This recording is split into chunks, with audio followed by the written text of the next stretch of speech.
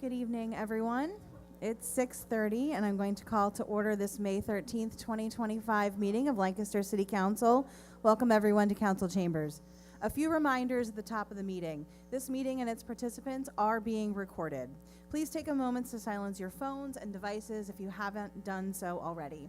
During this evening's meeting, there will be several opportunities for public comment. The first public comment period is for residents that registered in advance to speak about items not on the agenda. Residents may also comment on individual legislative items. Finally, a second public comment period will be at the end of the agenda for any other speakers wishing to address council. All speakers should begin with their name and block of residence for our meeting record and address their comments toward council. All comments are limited to 3 minutes per speaker.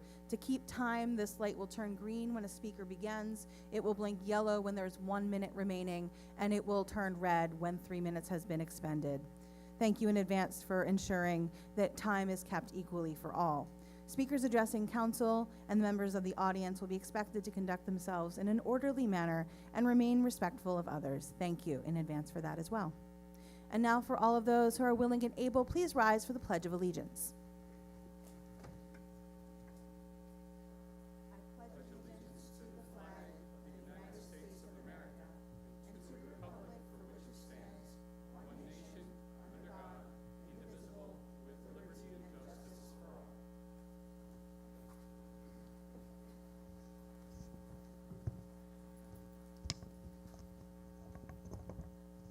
Mr. Harris, would you please call the roll of members? Yes, Madam President.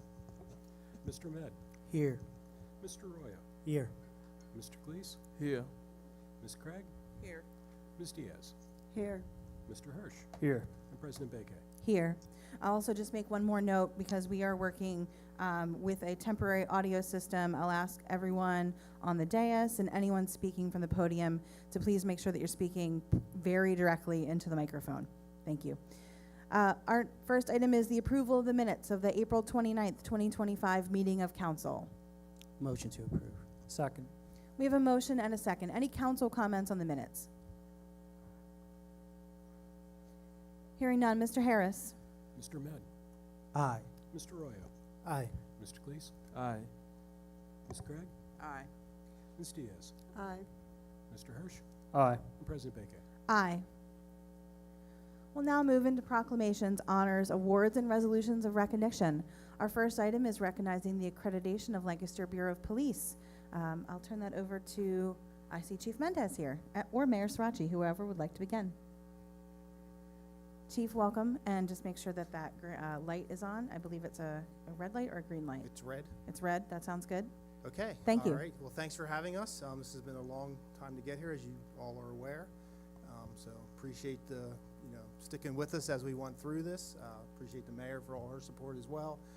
We have Jim Adams from the Pennsylvania Chiefs of Police Association here. We'll have him come up. He'll do some speaking, and then we'll make the official presentation of the accreditation. Thank you.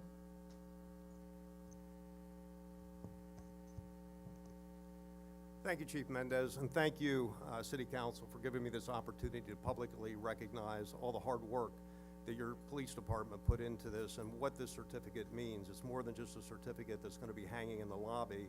A lot of hard work went into this. I'm not sure when Lancaster City Police Department actually started working on it, but I can tell you when it really kicked off is when your mayor sent a letter, which I happen to bring a copy along, back in December of 2021, because we, first of all, to enroll in our program, we need 2 endorsements, one from the police chief and one from somebody representing the municipality, which in this case is your mayor. So she sent the letter representing the city. A short time later, your chief, Mendez, came on board and really got the process going. Lieutenant Reich is your accreditation manager, really worked hard on it. What this certificate represents is 125 best practices in providing professional law enforcement services. And the process, real quickly, and I know I'm limited on time, is for them to take a look at the 125 best practices, we call them standards, and make sure that they have policy, written directives, or whatever they call their manual that addresses each one of those.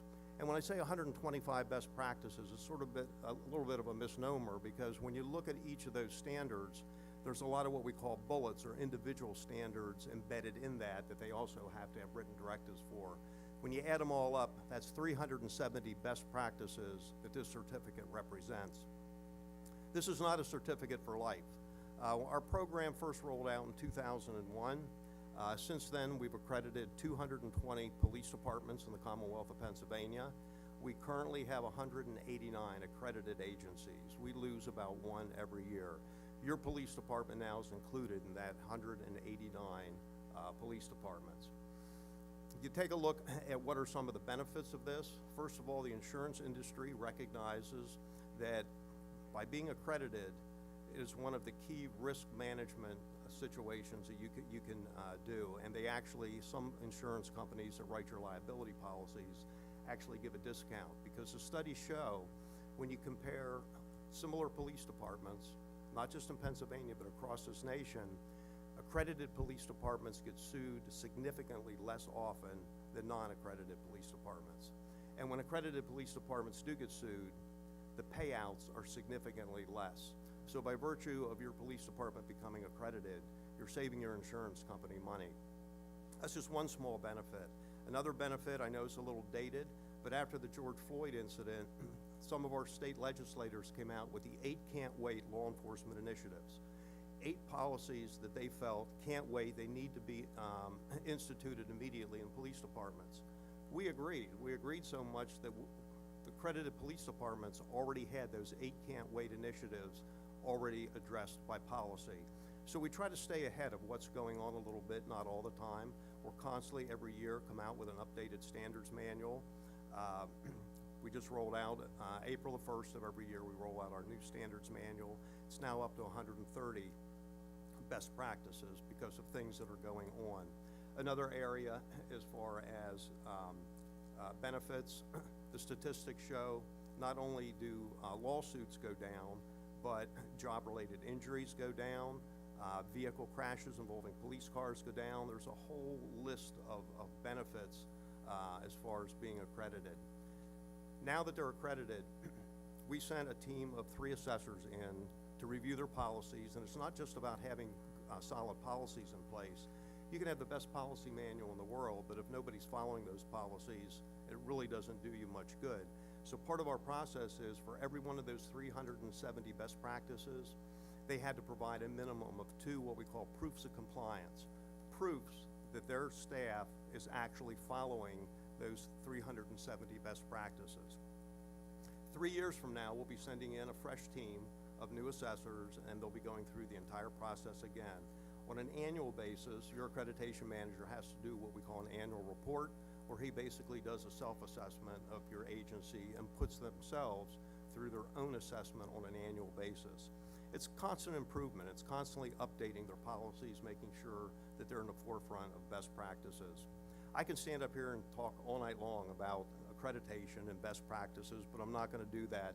But seriously, anybody in this room can log on to the PA Chiefs website. Just Google pachiefs.org. A web page will come up. There's an accreditation tab. There's a lot of information about our program, about accreditation.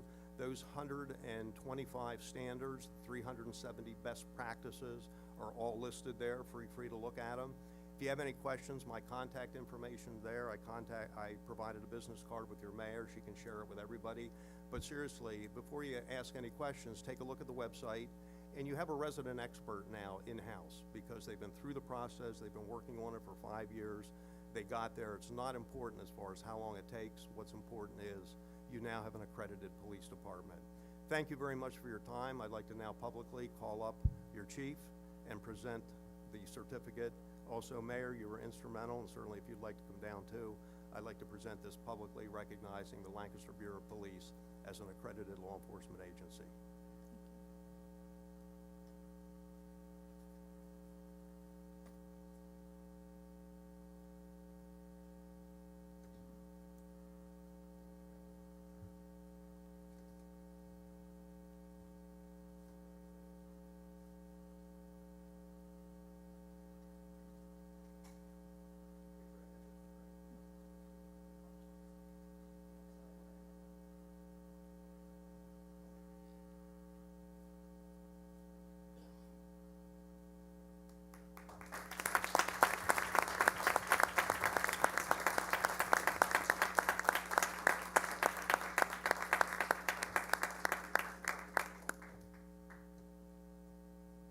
President, if I may. Yes. I just want to thank Chief Mendez for your leadership in bringing this to fruition. This was a task that was high on my list from very early on during my tenure.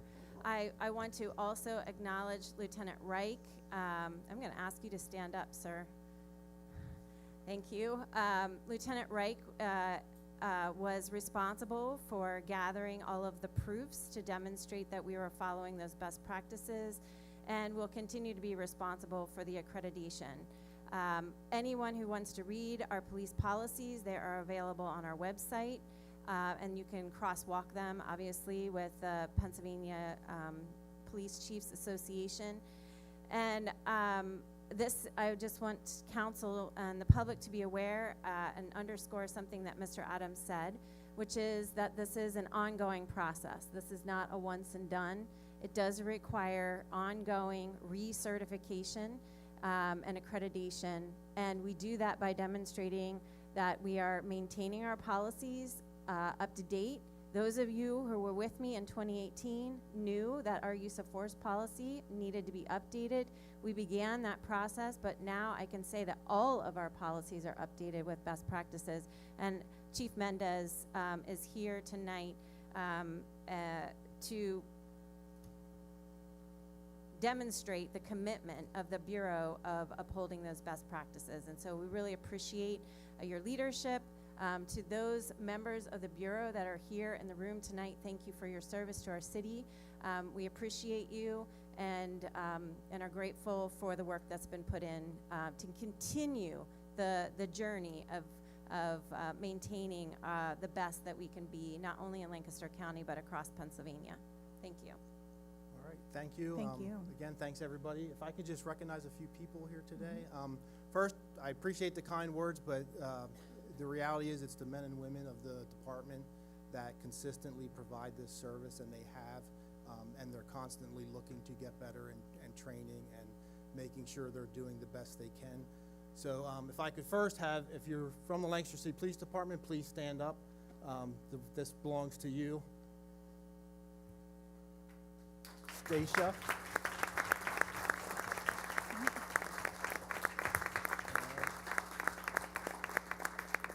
And then lastly, if I could just thank Lieutenant Piacentino from Manheim Township Police Department and Chief Jared Hahn from Lititz for showing your support today. I'd like to recognize them as well.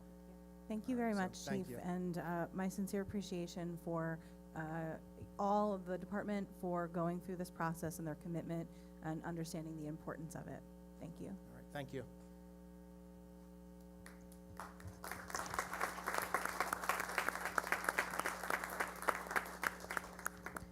As we proceed through the agenda, particularly in the beginning here during our proclamations and honors section, just wanted to mention, I know that there are some people who may be here for just one particular item, and while you're always welcome to stay for our entire council meeting, it's also okay if you need to step out. So I'll take a brief pause in case that applies to anyone, and I'll do the same after each of these resolutions of recognition come up, and then we'll proceed. So thank you.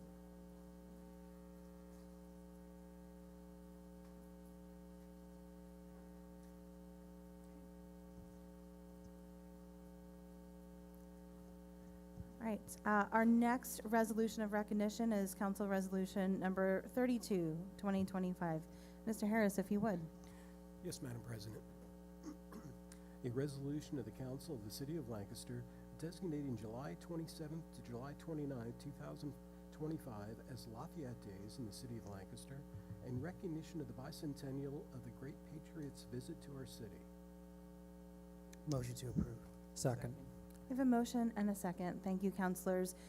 Lafayette Days is being recognized to honor the bicentennial of Lafayette's visit, historical tour across the country, and specifically visit to Lancaster. This evening, Ben Weber is here, who has a brief presentation about Lafayette Days in Lancaster. Good evening. Good evening. Thank you so much to the entire City Council. This is a great honor for our committee to be able to explain something of our bicentennial celebration. We entitle it Lafayette in Lancaster, but we too have a website, Lafayette200pa.org. So there's many events that I'll be touching on that you can sign up for. But Lafayette and Lancaster, if we can move on to the next one. Essentially, in July of this year, we will be participating as part of a 13-month reenactment of Lafayette's farewell tour.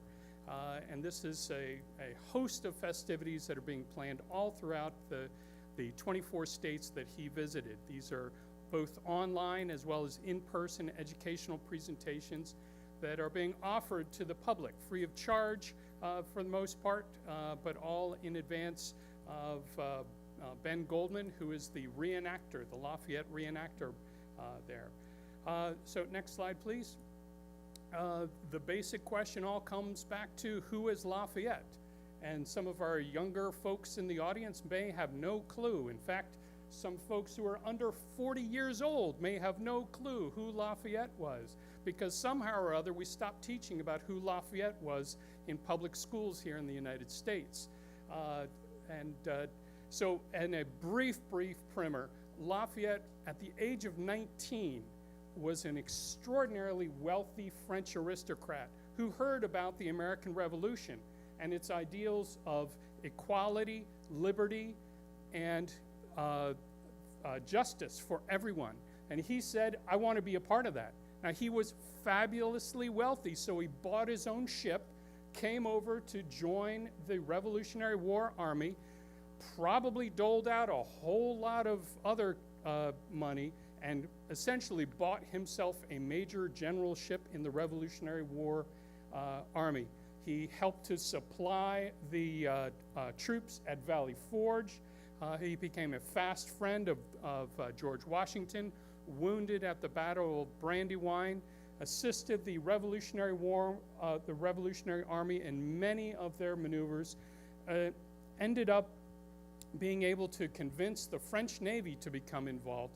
They trapped Cornwallis at Yorktown from the sea, and Lafayette led the troops trapping Cornwallis at Yorktown from the land.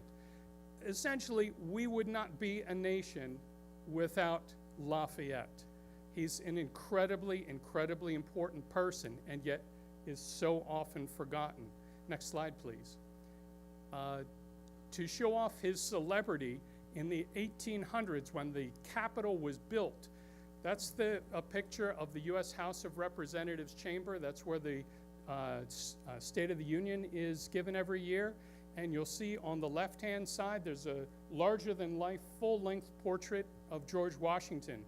That's Lafayette on the right-hand side. Lafayette and Washington were of similar celebrity as they moved forward and the birth of the Union. Next slide, please.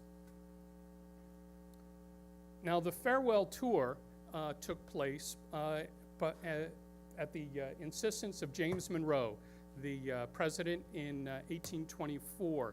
He was going through some times of, I don't know, civil turmoil and political difficulties, something that we as a democracy are faced day in, day out at a nationwide level, as well as here in every municipality. But they wanted to reinstill the spirit of 1776 in the populace, and they invited the only living Revolutionary War general to come back from France 50 years later and to tour the United States. Next slide, please. He was to come for just 3 months. He ended up staying 13, visiting battlefield cities, old friends, prominent citizens. He traveled to each of the 24 existing American states at the time, covering 6,000 miles, not by car and not by plane, not by train. That was horse and carriage or boat. And after 13 months, he was returned home by John Quincy Adams, who was the president in 1825. Next slide, please. Now, Lafayette was invited to Lancaster by your predecessors, and I'm addressing the city council.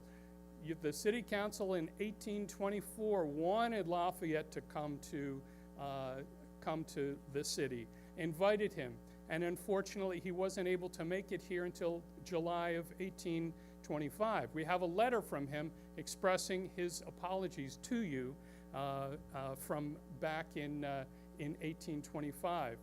And when he finally made it here in July, the city and the county had only a scarce 2 weeks to prepare for his visit. And it's amazing all what happened. He arrives on the Philadelphia to Lancaster Turnpike, what we call Route 30 today, and arrives on with 3 barouche carriages in Gap at 10:30 in the morning. Next, please. He stops in Paradise and reviews a military gathering at what was called Groves Field at 3:40 in the afternoon. That area is known today as Lafayette Tower Park. Go figure. So people did remember that Lafayette came through Lancaster. Next, please. He enters the city at 5:30 in the afternoon and parades through until 7 o'clock. Next, please. The question I love to ask is, what did Lafayette see that we can still see today? Next, please. As he comes into Lancaster, the first thing that still stands, it's not that big prison. That wasn't built for another few decades. It was that marker from the Philadelphia to Lancaster Turnpike. That's still standing today, and that's one of the first things that Lafayette would have seen once he crossed the city boundary, please. Next slide. Then he made this massive parade all throughout the city of Lancaster, going, west on King Street. Can you imagine? West. He travels west on King Street. Now, the city council had adopted an ordinance requiring all residents, all city citizens, to clear the streets of all the detritus, all the animals, all the wagons, so that this parade could pass. All those streets were well known and were well identified and were cleared. I'm not sure if anyone got arrested, but the parade took place. 4 enormous flowered arches were placed on each of the main streets heading into the center square. Thankfully, Lancaster City has really worked hard to preserve a lot of the historic structures that tell us the character of our community over the years, that show off the charm of the city and its legacy, its heritage.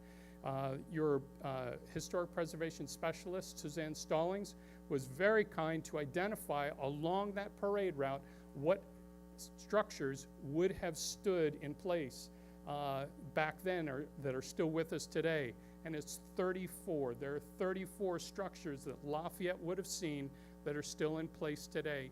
Working with Historic Preservation Trust, we intend to mark each of those. So you might see some lawn signs popping up from time to time between now and July. Next slide, please.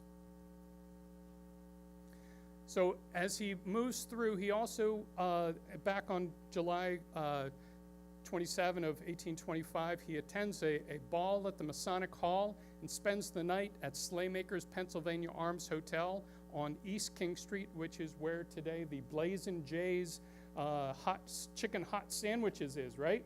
That's where Lafayette spent the nights that he was here, was at the Pennsylvania Arms Hotel. Next slide, please. Now, this is an image of the Masonic Hall with the Grice building in the background. You'll see the old City Hall is just to the right of that. And if you were to go to that, that's where Fox Duck, Passenger Coffee, a couple of other places are in that building. Above is this marvelous area where the banquet took place. Next, please. This is the Masonic Hall and this gorgeous ceiling. Next slide, please. And then 2 incredible pieces of art at either end. This is where the ball took place that you had to be invited to. Next slide, please. And we do have, as kept by Lancaster History, a copy of that golden ticket. Wouldn't gotten you to Willy Wonka's chocolate factory, would have gotten you to this ball. Next slide, please. So as Lafayette moves through the next day, That was just one day. He attends festivities at the Lancasterian School, which is where the old post office building is along Chestnut Street. Next, please. And he meets with local clergy there after meeting with students. Next, please. He visits with quite a few prominent local citizens. Next, please. And then he's celebrated at a feast in the courthouse. Now, this feast was paid for, again, by you, by City Council. You hosted the Marquis de Lafayette to a fabulous feast at the courthouse. Now, this might not be the courthouse that many of you recall. This courthouse actually was in a different location. If you could please, the next slide. The courthouse at the time was in the middle of what we call Penn Square, where Soldiers and Sailors Monument is today. This is where the county courthouse stood for many, many years. This is an 1802 illustration of the courthouse then. Again, this is where Soldiers and Sailors Monument is in the middle of Penn Square, as depicted in 1802, where you hosted a massive banquet in Lafayette's honor. After Lafayette returned to France and then died about a decade later, though it took about a month for word to be received by, again, your predecessors, City Council, in 1834. And upon hearing of the news of Lafayette's death, each of your predecessors took a promise to wear a black crepe around your arm, to drape the council chambers for a period of 6 months, and to muffle all the church bells in town, again, for 6 months, in mourning of the death of this incredibly great man. Next slide, please. Here's 100 years later. You can see the Soldiers and Sailors Monument. This is before Grice Building. There's a Central Market. Our life moves on. It continues to thrive. Next slide, please. Now, we have a number of things people can get excited to be a part of. Again, more information at Lafayette200pa.org. There's an exhibit at Historic Rock Ford, several walking tours. We've got a virtual series of Lafayette speakers. Next slide, please. Again, at Lafayette Tower Park, there's going to be a large ceremony where 5,000 people gathered in 1825. That was 10% of the entire population of the county got together. Hopefully we don't get that many people this time. We just can't handle that. But then there's a presentation at Franklin Marshall College. We'll be having a candlelight dinner and period ball at the Trust 46 building. Next slide, please. A Lafayette Day at Historic Rock Ford, where you'll be able to see a replica of one of those flowered arches that spanned across the city streets. There'll be a summer evening with a musical performance at the Ware Center and a closing ceremony and send-off down in Drew Moore State. Next slide, please. So thank you so much for your attention this evening and for all the supporting organizations. Thank you, thank you, thank you. Mr. Weber, thank you very much.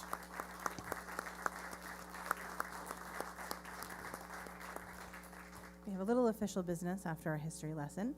We have a motion and a second. Are there any comments from council on the resolution? From the public? Hearing none, Mr. Harris. Mr. Med, Aye. Mr. Roya, Aye. Mr. Cleese, Aye. Ms. Craig, Aye. Ms. Diaz, Mr. Hirsch, Aye. and President Bacon. Aye. Thank you. Mr. Weber, I have a presentation copy of the resolution for you to take back to your organizations, and we can just pause for a brief photo if you'd like. Very much so. Right. Indulge me for one moment. Thank you.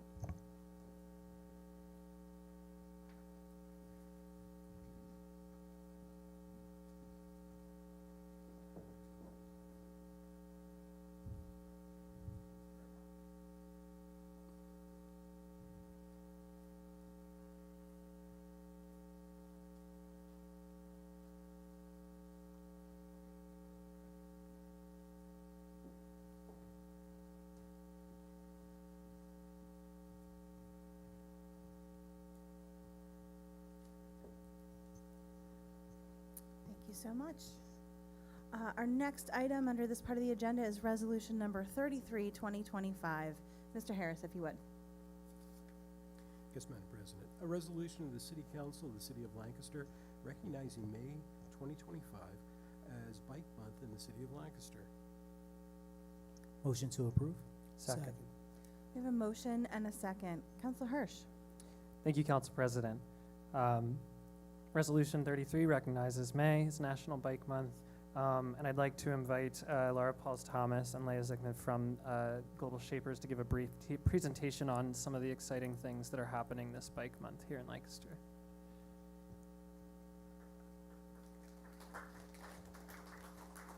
Good evening. Thank you for being here. Thanks for having us. You can go to the next slide. Good evening, everyone. Thank you for allowing us the opportunity to speak about Global Shapers and our Ride, Roll, and Stroll initiative. My name is Leah Zickman. I am the incoming curator for our 24-25 year of our Lancaster Hub, and I'm joined tonight by Laura Pauls-Thomas, who is our Ride, Roll, and Stroll project lead. The Global Shapers community is a network of young people working together to address local, regional, and global challenges. We are one of over 500 hubs in 152 countries. Lancaster is one of 16 in the northeastern United States alone and are part of nearly 20,000 Shapers and Shaper alumni. Global Shapers self-organize into hubs like our Lancaster Hub to develop and partner on projects that address the specific and wide-ranging needs of our community. Our global connectivity allows us to share ideas, collaborate for a broader impact, and engage a variety of perspectives as we work towards change in our community. The Global Shapers Lancaster Hub was established in 2015 and is one of 3 hubs in Pennsylvania alongside Philadelphia and Pittsburgh. Our hub maintains an average of about 20 members, and we are proud to have connections to over 35 Lancaster Shaper alumni. Switch slide, please. And you can actually advance to the next one. Sorry about that. As you can see, our hub connections are intentionally diverse across industry, interest, background, and more in an effort to best represent our Lancaster community. Next slide, please. Over the years, projects have addressed housing equity, sustainability and environmentalism, tech literacy for refugees, and youth innovation. This year, our projects are focused on workforce development, rain garden rewilding, and active transportation. I'm excited to turn it over to Laura to talk further about involvement with active transportation in Lancaster. Thanks, Leah. Thank you, counselors. Thank you, Mayor Sirachi. My name is Laura Pauls-Thomas. I'm a global shaper and the founder of Ride, Roll, and Stroll Lancaster. Next slide. Ride, Roll, and Stroll is a community building and advocacy project that promotes walking, bicycling, rolling, and transit. Established in 2023, we partner with a variety of organizations, including the City of Lancaster, nonprofits, and the small business community to engage residents, industry leaders, and elected officials. We believe that our community and environment is healthier and more connected when people feel safe to walk, bike, and take transit. Next slide. Since 2023, we've helped the City of Lancaster achieve bronze-level bicycle-friendly community status and engaged about 2,000 residents with bike and transit education and advocacy. We've curated spaces for collaboration that have sparked current projects like a bike bus, which is another way of saying a family-friendly group bike ride to get somewhere, to the Longs Park summer concerts. Other current projects include letter writing events for state legislation to support safer bicycling, and city cycling workshops to promote practical biking and greater freedom of movement in our city. This month, we launched a free consulting initiative to help people address their barriers to adopting car-free transportation methods. Next Saturday, May 17, we'll be hosting our 2nd annual Active Transportation Summit at Brightside Opportunity Center. Next slide.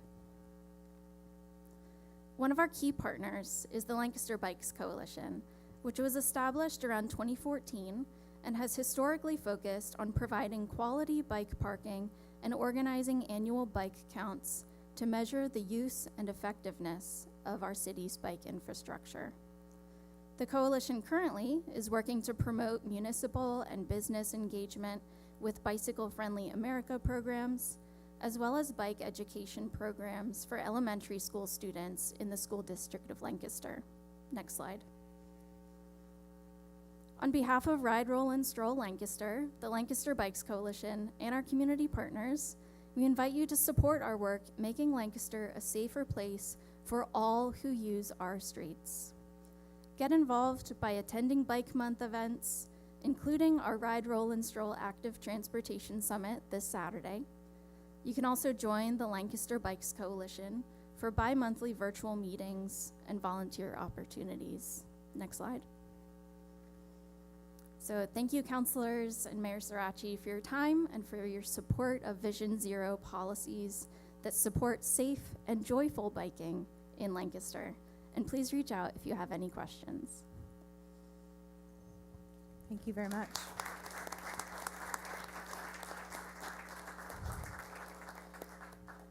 We have a motion and a second on the resolution recognizing National Bike Month. Any council comments on the resolution? From the public?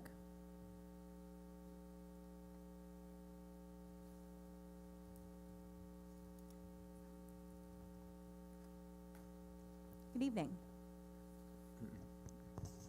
Good evening, councilors, mayor, public. Thank you for taking the time to recognize Bike Month. And Could you please begin with your name and block of residence for the Sure. meeting record? Carl Thank you. Feldman, I live on the 600 block of Hamilton Street. Thank you for recognizing Bike Month. And thank you to the work that the Department of Public Works and the leaders of the city have done to make it safer and more enjoyable to ride, but also to walk and take the bus in Lancaster City. As someone who does not own a car and gets to where I need to go on my bike, that is so very important. And everything we do to make it safer to cycle makes it safer to walk, and even makes it safer for people who choose to drive, because it's dangerous to be in a car, unfortunately. So I know that it's not perfect, you know, not everyone can feel fully safe and comfortable on the road, but I think there's no doubt that Lancaster is the most advanced city of our size in the state when it comes to infrastructure for bikes and pedestrians. Thank you. Thank you very much.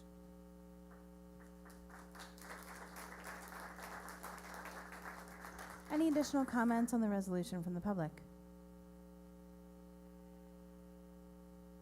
Hearing none, Mr. Harris. Mr. Med, Aye. Mr. Royo, Aye. Mr. Cleese, Aye. Ms. Craig, Aye.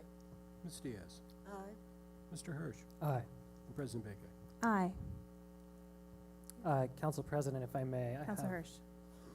a resolution to present if we want to take a quick photo to my right. All right.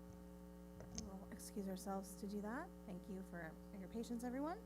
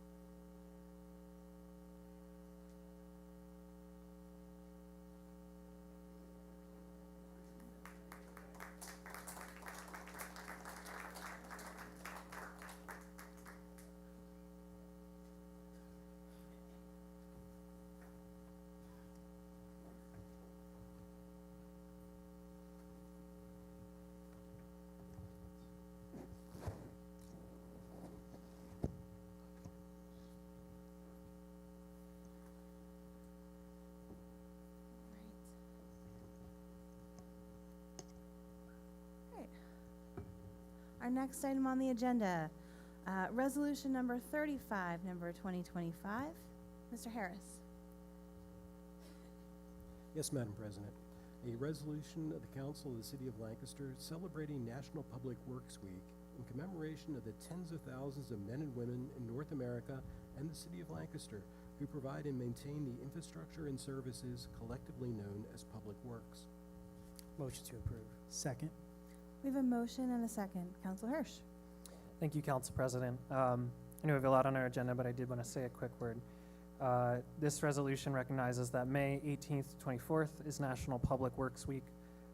This year's theme for National Public Works Week is People, Purpose, and Presence, and I know that the city's Public Works Department has continued to live that out, gathering feedback from the community on numerous avenues, whether for Vision Zero initiatives, public parks improvements, holding public forums to educate residents on what's happening, like the CSO meeting last month that was held here at City Hall, to inform folks about what's going on with our consent decree and the combined sewer overflows. And I'll also add that if you go to the department's page on the city's website, there are multiple videos that highlight what the Department of Public Works does, how they do it, why they do it, and you can definitely check that out if you want to learn more. But I'm proud to support this resolution because I know there are hundreds of Public Works employees that work tirelessly and often thanklessly to make sure that our city functions, whether it's at the water treatment plant, on our streets, in our sewers, in our parks, or right here at City Hall. I hope this resolution can serve as a small token of appreciation for everything they do. And I hope we don't take for granted the infrastructure we have and the people and the workers that make it happen. Thank you very much, Counselor Hirsch. Council comments on the resolution. I will also echo your sentiment, Counselor Hirsch. The Department of Public Works is often unsung for the work that they do. Honestly, things are going really well if many city residents don't see them at work. That means that things are going great. But we appreciate their efforts, and their mission is to be dedicated to your quality of life. Is that correct? Director Campbell is nodding. And I always appreciate that reminder when I see that on their vehicles and in their department. It is true. So thank you to all of them. Any comments from the public on the resolution? Good evening. Good evening. Tony Dastro at 700 Block New Holland Avenue. I also want to thank you.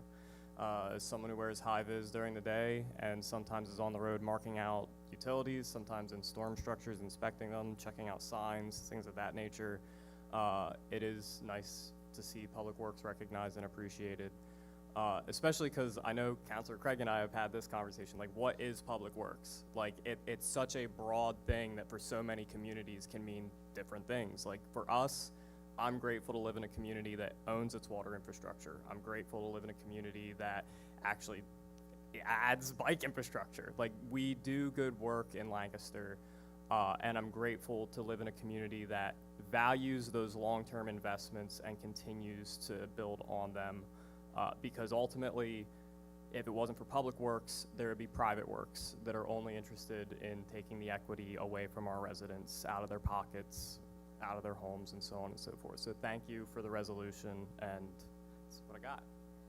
Thank you. Any additional comments from the public on the resolution? Hearing none, Mr. Harris. Mr. Med, Aye. Mr. Royal, Aye. Mr. Cleese, Aye. Ms. Craig, Aye. Ms. Diaz, Aye. Mr. Hirsch, Aye. and President Baker. Aye. Thank you.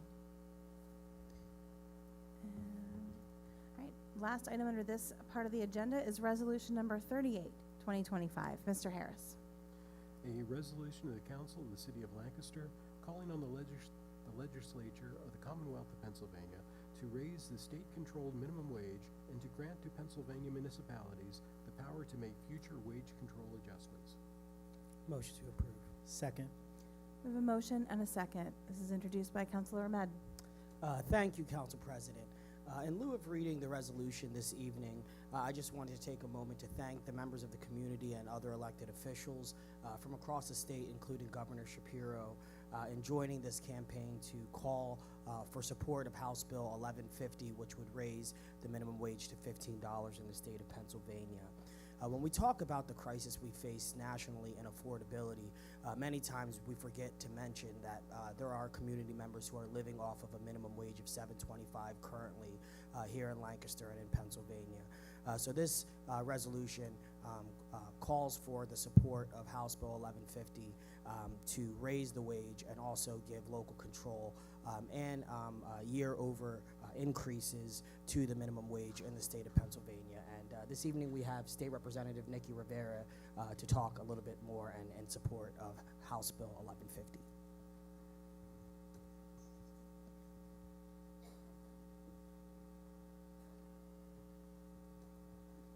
Good evening, Representative. Thank you for joining us. My pleasure. I heard the word legislation, so I thought I'd come join you. I was invited by Councilor Ahmed, and it's very nice to see you all and to see you as well, Mayor, and to be here for the public.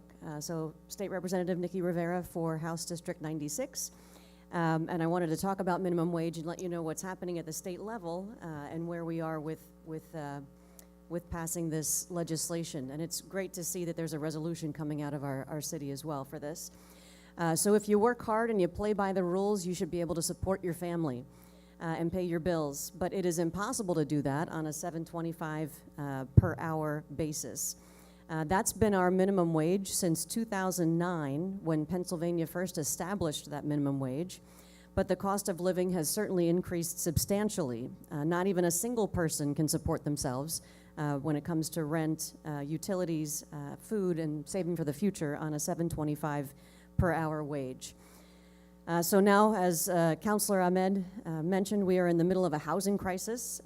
Prices are going up, household expenses are going up as often as we can, every day we wake up.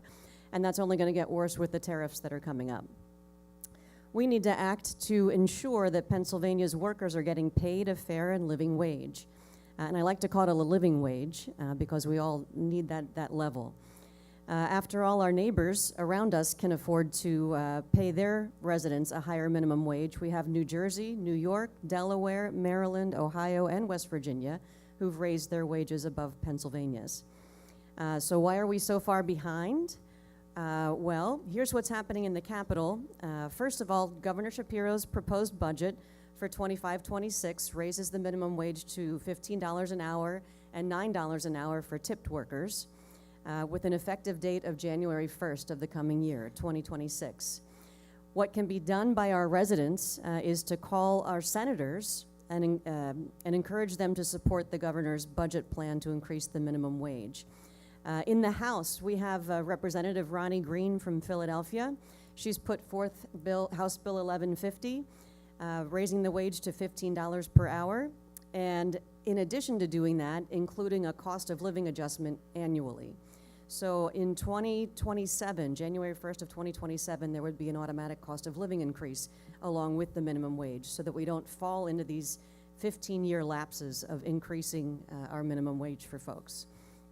The cost of living adjustment to the minimum wage would be calculated by the Consumer Index, price index of all urban consumers. It's the CPI-U, and that's for Pennsylvania, New Jersey, Delaware, and Maryland. The bill would also give municipalities the ability to set their own minimum wage at what they deem fit. So again, call your senators to support this bill. I'm pretty sure the House of Representatives are supporting this in their entirety. A living minimum wage would reduce poverty in this area. Fewer people would depend on state services because they're getting paid a minimum livable wage, and the Commonwealth would would spend less on social services, save money for greater stability, and raising the wage would be a win for everybody. So I know I'm preaching to the choir here, and you're preaching to the choir with me, so please contact your senators and encourage this increase in minimum wage. And I do say that this is what's considered the minimum wage. We know that the livable wage right now is even higher than $15. We've been going for $15 for a long time. So we're just trying to get to $15 in Pennsylvania, but we could do a lot better than that in the near future. So thank you for having me. Thank you.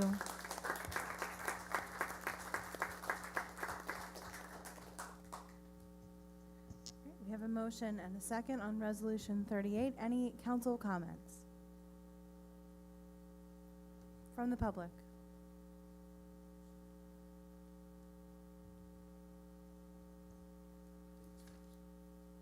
Good evening. Starting Bird, Ann Street. I am happy about the state pressing this forward, but I want to address council at the local level because we just passed earned income for people that are only making $7.25 an hour, and we're taxing them. So while the state's doing their part and they're raising the earned income level and the wages up, we're taxing them out at the local level. So I want to challenge council to look at, and I think it was proposed that people making less than $12,000 a year would not have to pay earned income tax. Thank you. Thank you, Ms. Bird. Good evening. Good evening to you too. My name is Jose Martinez and I live at 338 Beaver Street. Can you just speak a little closer to the microphone? My name is Speaker? Thank Jose you. Martinez and I live at 338 Beaver Street. I just wanted to know, how is this $15 supposed to help people? You have children right now, teenagers who are making $15 an hour and still can't afford to get anything that they need, let alone a grown adult. These landlords out here are now pushing rent from anywhere between $1,300 to $1,800 a month. They want you to make 3 times the amount in order to get a house. You get your UGI bill and it's $32 and they charge you $46 for delivering it to your house. The same thing with the gas, the same thing with the water. We went from paying water every 3 to 4 months to every month now. And it's a skyrocketed price at that too. For water, where we get Texas saying that you either have to boil it or don't drink it because the EPA says it's dirty. But yet nothing's coming down for us. Everything is going up. We can't live off of $15 an hour. I don't think it's possible. I think you have to boost it up a little bit more or help us out in some way. You just can't do it that way. These landlords need stipulations. They can't do what they're doing to us. We had families, 25 families who lived on our block from the bottom of Beaver Street to the west end. 25 different families pushed out because they wanted this $1,800 a month because they can get it now. There's people who are here who are getting stipends, who are getting help from the government and assistance and all that other stuff because they're here to chase a dream. Meanwhile, their dream is turning our city into a nightmare for the residents who live out here. And you're talking about $15 an hour? That can't fix it at all. The only people making money are landlords. Thank you. Thank you, sir. And I think that speaks to Rep. Rivera, what you mentioned about $15 being just a start, and we've been working for it for a long time. So I appreciate your continued efforts to continue the fight, even if we get to 15. Right. Okay. You heard her. Mr. Dastrow, good evening. Good evening. Tony Dasher, 700 block of New Holland Avenue. I want to echo what Ms. Bird said about tax exemptions. And furthermore, I recognize that the council has at least verbally said that they're interested in an exemption up to $12,000, but it's frankly frustrating and maybe even embarrassing that that's as much as we can go when that was a pre-existing power prior to home rule. The council could have at any point created a tax exemption for $12,000 residents and less, but chose not to, year over year. Maybe you just didn't know. Frankly, I didn't know that for a while myself. So frankly, I'm saying something now because I think we need more than $12,000 exemption. I think that that is just too low of a floor, especially when we talk about the rising cost of living and how these things change over time. We should have an exemption that also changes over time. We should have something that sets a standard for our residents going forward so they know that they're protected from additional taxation that could burden them. I could belabor this longer and longer, but I think I've made my point. Thank you. Thank you.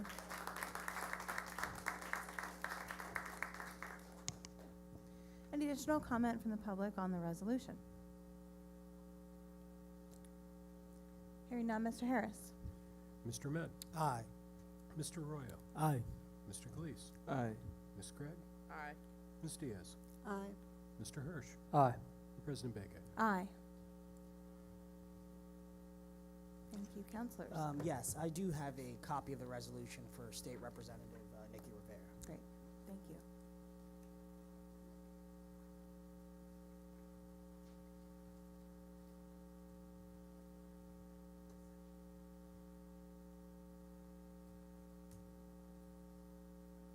And thank you again to Representative Rivera for being here with us tonight. Again, this is now the conclusion of the proclamations and honors section of the agenda. If there's anyone who was only here for an item there that wants to step out, please do so, but all are welcome to stay as we continue with the rest of our agenda. The next item is public comment. Again, this is reserved for the residents that registered ahead of time to request the opportunity to address council. Duration of comments is limited to 3 minutes per speaker. Please begin with your name and block of residence. Mr. Harris, our first speaker for this period. Yes, Madam President. Our first speaker this evening is Kenneth Miller. Is Mr. Miller here? I didn't see him earlier. I don't believe he is.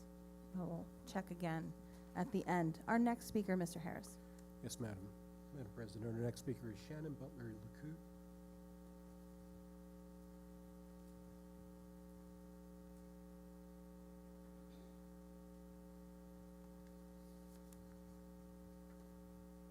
Good evening. Good evening, City Council. I'm going to be reading something. Sure. Ms. Butler, if you could begin with your name and block of residence for the meeting record, and just make sure you're speaking right into that mic so we can all hear you. Thank you. Gotcha. Shannon Butler LeCoute, 357 Howard Avenue, Lancaster, PA. Lancaster City's 2023 audit found big mistakes in their financial records, like a $6 million error in the general fund's balance, messed up cash and interest numbers, and other $1 million mix-ups because their bookkeeping controls are flawed. This problem also showed up in 2022 and 2021, and they haven't fully fixed it. Finance Chair Aurora, who wants to be mayor, hasn't been open about these audit issues, which raises questions about his transparency while he's aiming to lead the city. Persistent errors in the city's financial statements since 2021, noted in Mayor Dussel's 2023 audit and prior 2022 findings, reveal weak internal controls. These issues risk misrepresenting the city's financial health, leading to flawed budgeting, higher taxes, and service cuts. The reliance on auditors to correct errors heighten fraud risk. Why it's important? Why does it matter? Recurring errors undermine trust and accountability in managing public funds.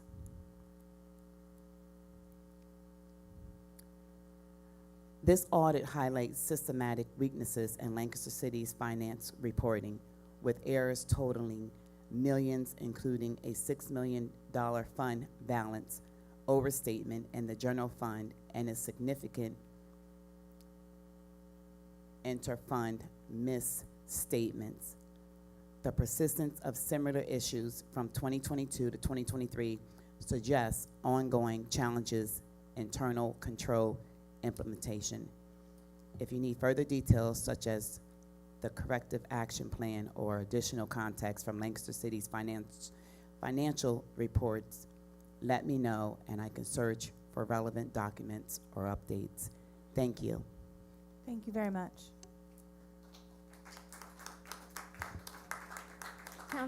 Council President, I just want to let the public know that all of our audited financial statements are on our website, and that council and the public have been briefed annually by Mayor Dussel, and that there have been no significant findings, and that our audits year over year have met the highest standards. I will acknowledge a recent report in the newspaper related to the pension fund and an overpayment to a police officer. I will also make clear that that police officer has paid back the pension fund in totality, and that Fulton Bank, who manages our pension payments, is making additional corrections to their internal controls and is also refunding any lost interest related to that. But as it relates to the audits for the city of Lancaster, those are available online, and we have meeting minutes directly from Mayor Dussel sharing the findings of each of those audit reports for every single year that I have been mayor and the 4 years that I served as finance chair on city council. Thank you. Thank you, Mayor Sirachi. Mr. Harris, our next speaker for this period. Yes, Madam President. Our next speaker is Susie Hoover.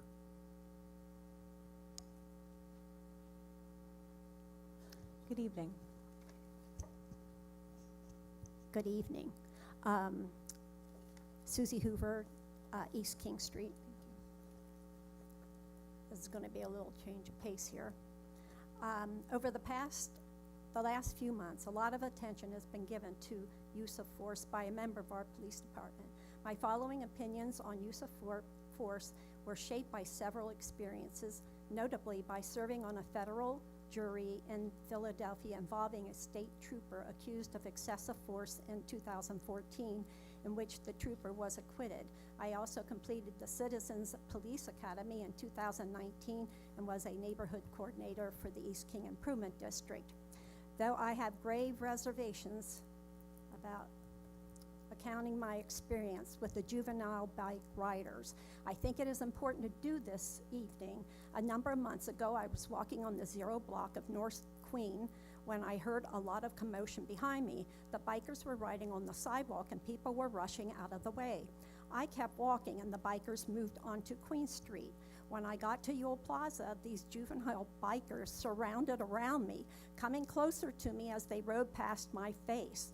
I took out my phone and videotaped each one of them as they passed me. Startled, the bikers rode away. I showed the video to a police officer and he told me he knew each of the boys and he would speak with them.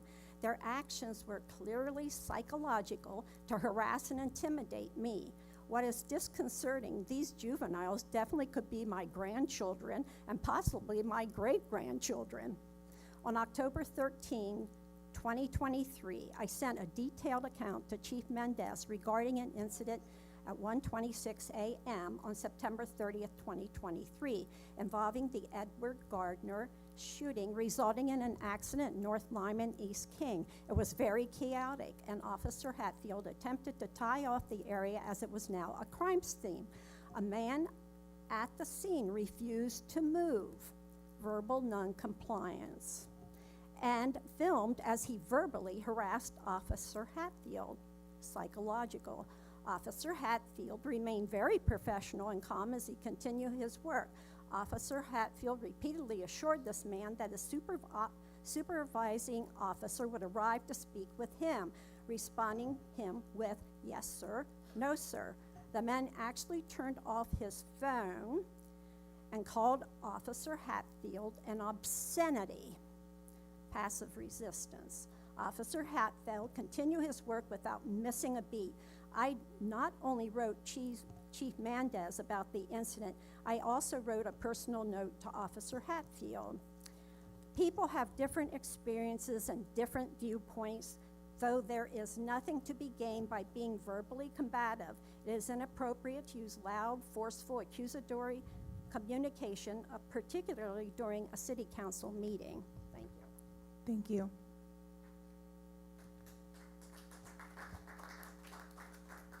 Mr. Harris, are there any further commenters for this period? No, they're not. There's not. Okay, thank you. We will now move to our next item on the agenda, which is reports requested by council. Tonight we have a presentation from the Neighborhood Leaders Academy of J.P. McCaskey High School, class of 2025. Director Carrasco of the Department of Neighborhood Engagement, welcome. Thank you and good evening. Can you hear me? It's okay. Thank you. Good evening, Mayor Sirachi, Council President, and members of Council. I'm here this evening on behalf of Joshua F. Beltre, who's not able to join us, but has worked so hard the last 6 months with the students that are here. And I know he's watching us, so if we can just give him a round of applause. He's so sad that he's not here. We miss you, Josh. And it's an honor. He has a write-up, so I just want to share some of his words. So good evening, Mayor Sirachi, members of council, and neighbors of Lancaster. My name is Joshua F. Beltre, and I serve as the engagement specialist in the Department of Neighborhood Engagement. I have the privilege of managing engagement programs and working with community leaders. Over the past 6 months, I've had the honor of guiding an incredible group of students from J.P. McCaskey School and through the Neighborhood Leadership Academy. These young people have impressed me so much from day one.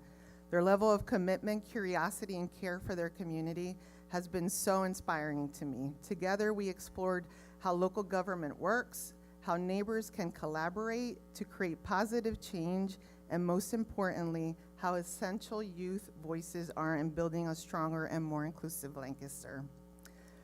The student cohort is part of a larger initiative that began in 2019, and since then, we've led a total of 10 Neighborhood Leadership Academy groups with over 160 residents participating across the city, and some of them are also represented here this evening. The program continues to serve as a powerful tool for education, empowerment, and community connections.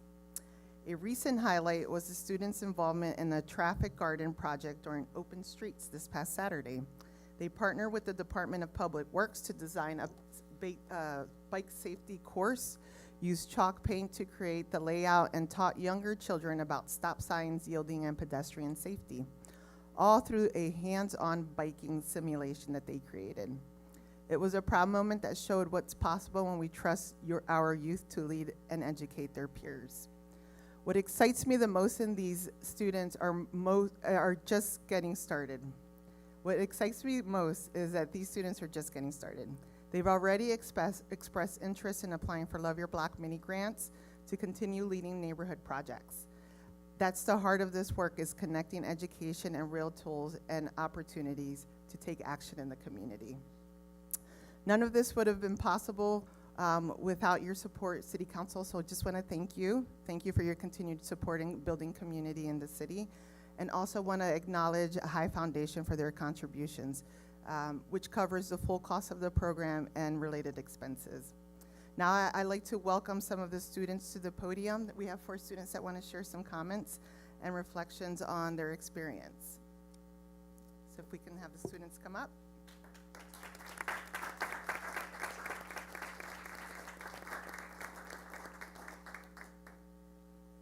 Good evening, my name is Hasse Tesfaye and I live on the 300 block on Voltaire Boulevard. Good evening, Mayor Sirachi, members of City Council, and distinguished guests. We are students from John Pearsall High School and proud graduates of the Neighborhood Leadership Academy class of 2025. Over the past 6 months, we've learned about the inner workings of Lancaster City and how we as students can make a real difference in our neighborhoods. Each month, we focused on various topics. In October, we explored the meaning and the purpose of civic engagement and how students like us have the power to be leaders in our communities. In November, we visited City Hall and learned how city services impact our daily lives. In December, we learned and studied the Department of Public Works, learning about clean water, public parks, waste collection, as well as sustainability. Throughout this program, we learned of the organization of city events from planning to execution.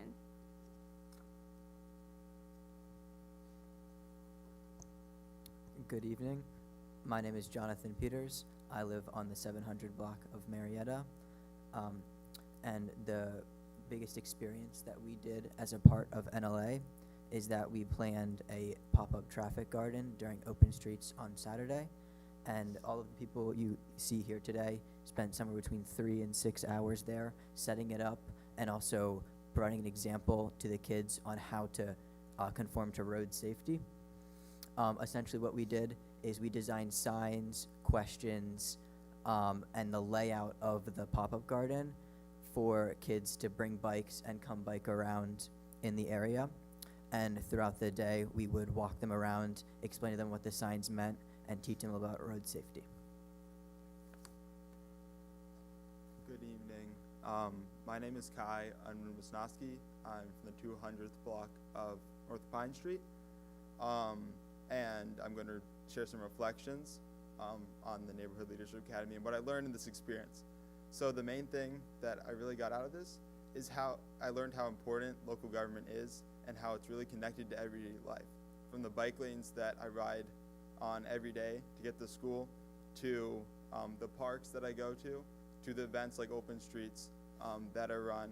It's really the government that's involved through experiences like engaging with the Department of Public Works and the police department. I really gained a better understanding of how the process works inside local government and really appreciate that. I also really learned through this experience how students and community members have a voice and can create change and projects they want to see. In fact, going through this program taught me that and led me to start to lead my own project inside McCaskey, the McCaskey community, to build a solar concession stand mounted on a bike that can serve as a fundraiser for our sports programs and clubs, as well as building community support for solar as a whole. And I see that the attitude of knowing you have a difference in the community as a really valuable thing that all students and community members should have, and I really appreciate Neighborhood Leadership Academy for teaching me this.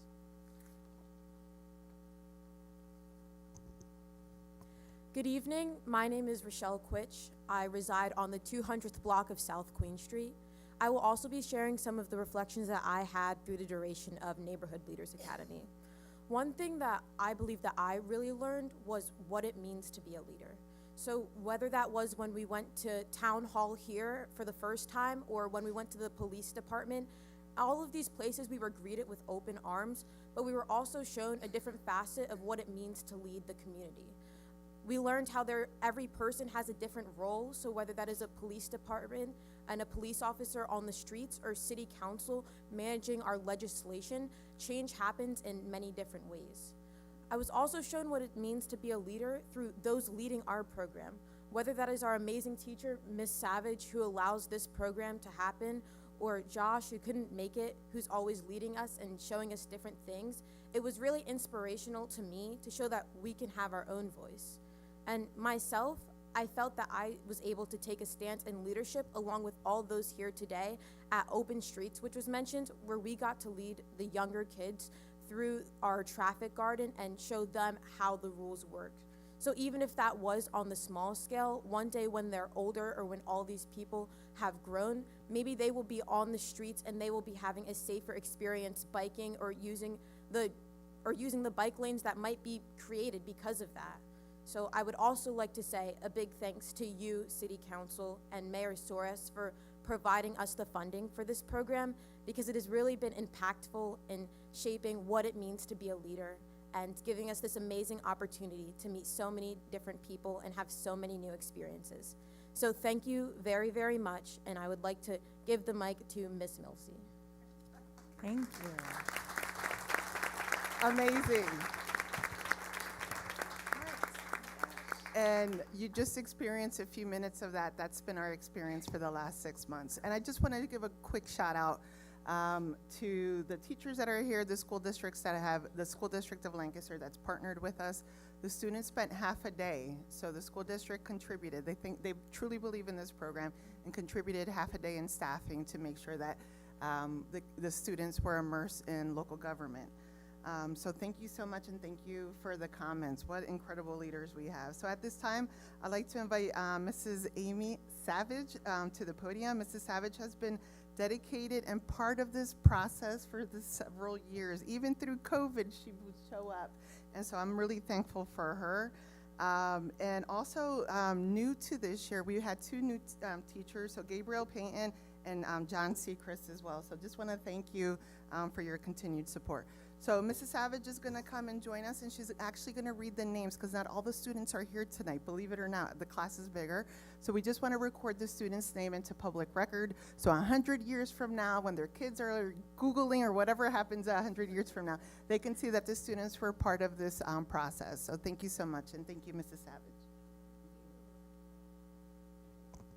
Before I share some names this evening, I just want to thank Milsey and her team, and especially Josh, who couldn't be here this evening.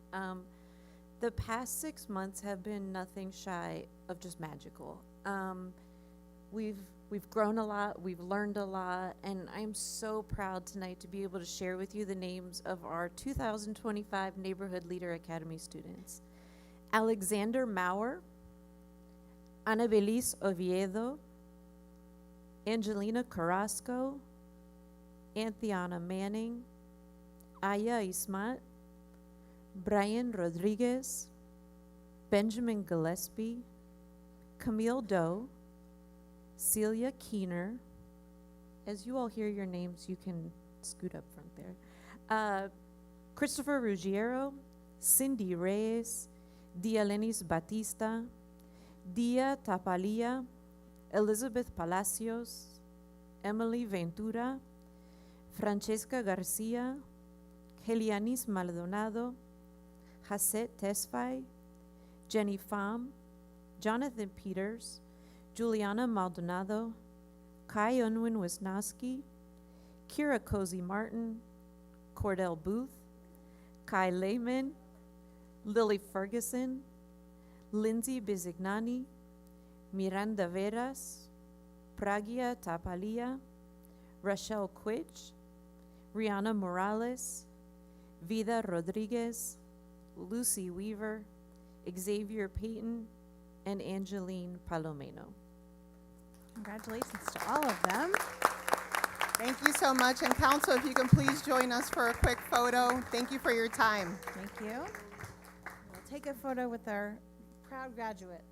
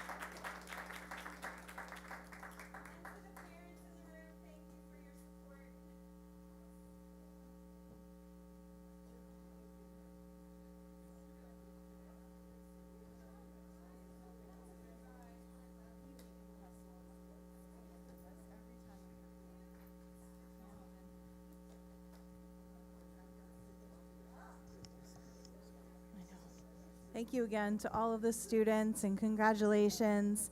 And I'll give everybody just a moment who is departing. Thank you for being here tonight. Yes, all the parents that are here to support as well. Congratulations to all of you.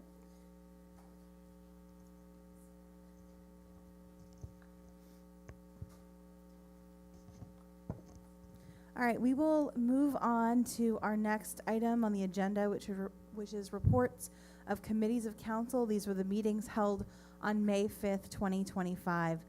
We begin with Public Safety Committee. Councilor Diaz. The Safety Committee did not meet. Thank you, Councilor Diaz. Public Works, Councilor Hirsch. Thank you, Council President. The Public Works Committee met on May 5th, and we had one agenda item, the resolution recognizing National Public Works Week, which has already been presented this evening. And that concludes the report of the Public Works Committee. Thank you. Economic Development Committee, Councilor Ahmed. Thank you, Council President. The Economic Development Committee did not meet. Thank you. Finance Committee, Councilor Arroyo. Thank you, Council President. The Finance Committee did meet during the last session to discuss Resolution Administration Resolution number 37, 2025, which authorizes the donation of 339, 341 Beaver Street to Saka Development Corporation, and that will be discussed later this evening on the agenda. That concludes my report, Council President. Thank you. Community Planning Committee, Councilor Craig. Thank you, Council President. Community Planning did meet. We had two items on the agenda, one being resolution number 36/2025, amending the official sewage facilities plan to include AM Global Holdings project at 617 Fremont Street. That particular item was moved to the 27th of this month, and the other item is Administration Bill number 4, amending the Historic District Ordinance, which we will come in contact again with a little later on here in the legislative agenda. Thank you, Councilor Craig. Personnel Committee, Councilor Kleekst. Thank you, Council President. The Personnel Committee did not meet. Thank you very much. That will move us right into our legislative agenda for this evening. The first items are our Heritage Conservation and Historic District items. Mr. Harris, if you would, please. Yes, Madam President. Considering the following applications and recommendations from the Historical Commission and Historical Architectural Review Board for improvements to properties within the Heritage Conservation and Historic Districts. The first is Horseshoe Holdings LLC, owners of 739 Manor Street, rear, proposed demolition of a rear storage building facing Crystal Street. Next is West Art Partners, owners of 800 Buchanan Avenue, proposed construction of an outdoor deck along the building's north elevation facing Buchanan Avenue. Those applications were recommended for approval by the Historical Commission. Next is Mark Wilson and 10-Hour Daycare, owner of 127 East Orange Street, requests installation of a new doorway opening on the rear wing visible from North Cherry Street. And that application was recommended for approval by the Historical Architectural Review Board. I'll make a motion to approve. Can we take them together? We have a motion and a second. Councilor Craig, it's your intention to take them together, is that right? Yes, that's what I'm asking. And Councilor Ahmed, is that, you're seconding that? Okay. We have a motion and a second to approve each of the items. Are there any council comments on the items? Council President. Councilor Hirsch. Can we receive some clarity because per the letter from the HARB, it says that there's one application that was approved and one that was tabled until HARB's June meeting. And I just want to make sure that that we have a clear understanding of which has been approved by which before we would vote on this. Thank you. Good evening. Good evening, Betsy Logan, Planning Bureau Chief. I can provide some clarification. There were two items on the HARP committee meeting. The one that is on your agenda tonight was approved. There's another one that was tabled for a second time for an addition. They're still trying to get that resolved. And you're saying that's not any of the items that are on the agenda tonight, the one that Correct. was tabled? Okay, I just wanted to clarify It that. is not on the agenda. Thank you, Councilor Hirsch. Any additional council comments? From the public? Good evening. My name is Jose Martinez. I live at 338 Beaver Street. And my concern is about the lot, 349 or 341 Beaver Street lot that they want to give to Saka. Sir, can I, just for one moment? Yes. This item is not about that, but Okay. that will appear in our agenda. Okay. Which, absolutely. Thank you. Any additional comments for the Heritage Conservation and Historic District items? Hearing none, Mr. Harris. Mr. Ahmed. Aye. Mr. Royo. Aye. Mr. Calise. Aye. Ms. Craig. Aye. Ms. Diaz. Mr. Hirsch. Aye. And President Baker. Aye. Next item on our legislative agenda, we have ordinances for final passage. We have Administration Bill number 3, 2025. Mr. Harris. An ordinance of the Lancaster City Council amending Chapter 32, Real Property, 232.3, Real Property, Sale of, by adding A subpart B to allow for the sale of property by use of realtors under specific conditions, providing for the repeal of inconsistent ordinances, providing for the severability of the ordinance, and providing that the ordinance shall take effect 20 days after the date of its adoption. Motion to approve. Second. We have a motion and a second. This is coming through the Community Planning Committee. Councilor Craig. Thank you, Council President. As in review, the ordinance governing the sale of the real property allows sales through sealed bids or public auction. This bill would expand that to allow utilizing a licensed real estate broker to market the property. Council would still authorize the appointment of a real estate broker and authorize sale of the property. The bill does not change the means in which the city previously sold properties. It adds another option.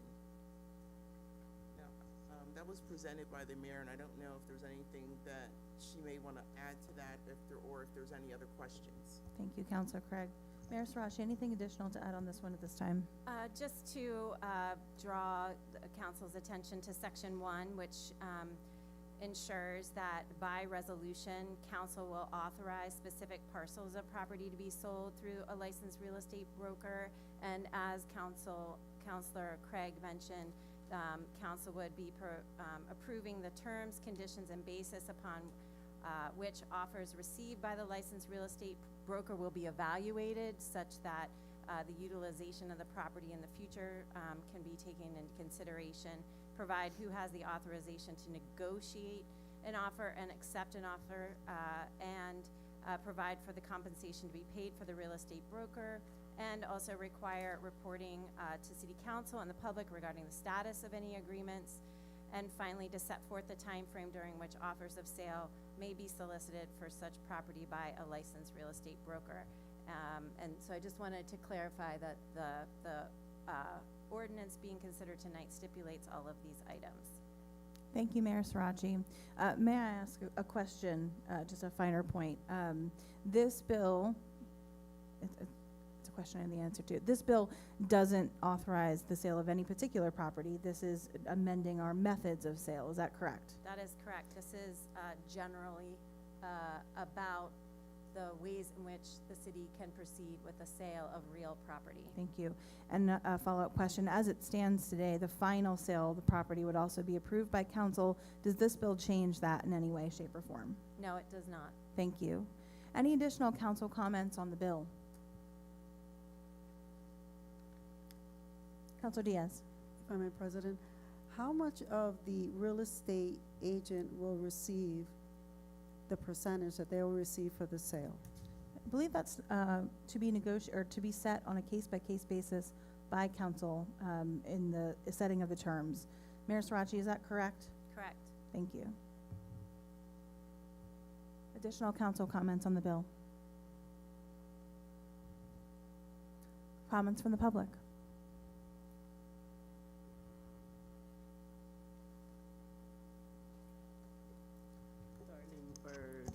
South End Street.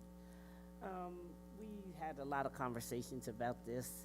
We don't think it is a good move for the city at this time. We will be paying a realtor.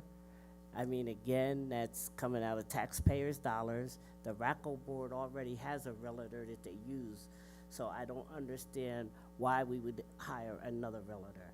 It doesn't make sense. A lot of things that the city has recently done, it takes away from the RACO board is made up of residents, so we're taking away from residents' voices and having a say. We did that when we had a tree ordinance that went to the Public Works Department. We did that when we passed the bike lanes to the Public Works instead of the Traffic Commission. That's why we have these Traffic Commission. This is why we have the Tree Commission. And yet those residents that are not elected officials' voices are not heard because it's going through a different department. There is no reason. I think the first time that we heard this ordinance, it was about the fire station. And the reason we wanted to do this because council had directed the mayor to sell the fire station.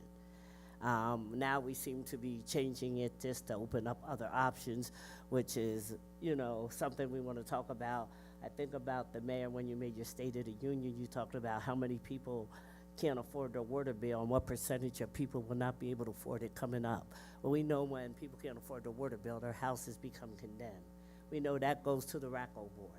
Now, this would also open this up for council to decide what realtor might want to sell their houses. I think you're opening up a can of worms. You're not ready. You're not sure what it's going to do. You're hearing, but I think that's something that if it really needs to be considered, it should be put in an administrative code where council has time to think about it, and that does not need to happen now. I understand there's other plans and options available for Station 6, which was the primary concern for introducing this whole bill. Thank you. Thank you. Mayor Sirachi, may I ask a clarifying question? Ms. Byrd mentioned RACL. So this bill, to my understanding, and I've read it many times since we've started discussing this, does not change the process for the RACL board. This is simply for the sale of public property, which would not be any property that is under the RACL's control. Is that correct? Yes. And I'm going to look to Director Delps to just correct me, but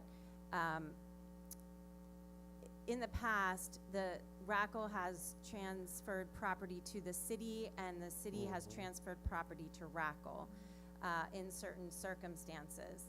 And we are not seeking to replace RACL or its work as it relates to blighted property and moving through the certification of blight. This is a property that was under the auspices of RACL, and it was transferred to the city because it was previously owned by the Community Action Partnership, and RACL did not want to deal with it any longer. And so it came back to the city, and so now here we are. Now, not this particular property, but in the past, we have had properties transition back and forth between RACL. And that is still a tool that can be used, but for publicly owned property, we don't typically go through the blight process, which is what the redevelopment authority is set to do, and to utilize the tools available to it through a very rigorous process, because it means RACL takes property from private owners in conditions of blight to redevelop it. That is not what this bill is about. Thank you, Mayor Sirachi. I appreciate that But clarification. it is still that RACL does give property to the city. Ms. Byrd. And this bill addresses, my time wasn't up at that time. We had finished it Okay, and turned red, but, so. but the city has that property, and the city would own that property. So RACL could give the property to the city, which would make it open up to this ordinance that you're introducing tonight. Thank you, Ms. Byrd. Additional comments from the public on the bill? Tony Dash, 700 block of New Holland Avenue. Madame, Messieurs et tous les autres de la vie, bonsoir et bienvenue à nouvelle émission de la Tony Show. Tonight, I suspect the passage of Admin Bill 3. It is a shame that this is the first true exercising of home rule because the taxes were anticipated. However, it is a disrespect to all the residents who have some concerns with this proposed procedure. It seems clear that this was in mind but unsaid. It feels like it should parallel to not allow the sale of utilities without referendum. Maybe not worthy of a referendum for every use, but at least worthy of a referendum for the process. Anyway, let's briefly address some concerns. What's different? This takes away some of the residents' ability to engage with the sale of our equity unless the ad hoc rules add the opportunity.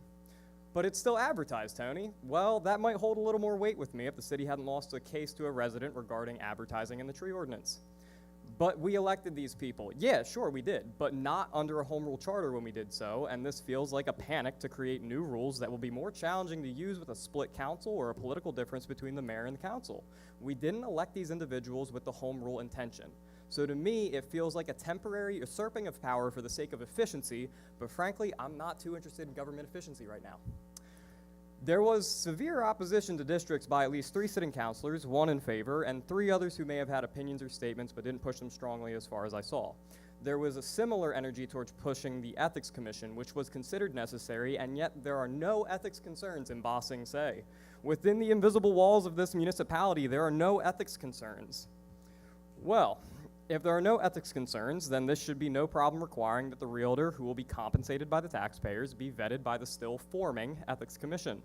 Unfortunately for the public, you keep seeming to advocate for solutions to resolve self-created problems and play the victim to these issues. Any counselor with an individual thought and the ability to make a motion could amend this ordinance right now to create that vetting requirement, which will do two things. One, take us a step further away from the crisis of public trust we have across our community. And two, will force the city and the new Ethics Commission to prioritize the work we need to do in this transition period, not focus on the sale of a property that's, again, a self-created problem. This action is occurring too quickly for comfort, but I do see some upsides. Unfortunately, I think this administration and members of council have their eyes on with big dollar signs like a cartoon, as opposed to community equity. If this passes tonight, I would not be surprised if we see not only the sale of former Station 6, but potentially the entire Sunnyside Peninsula. However, I hope all these remarks will encourage you to not at least exercise these powers if you should pass it until a new council is in place, because the income tax was meant to balance our budgets, but a sale of a property with urgency makes me wonder, what's the hurry? Seems like you're collectively a little nervous. Some of you won't be here next year. Thank you.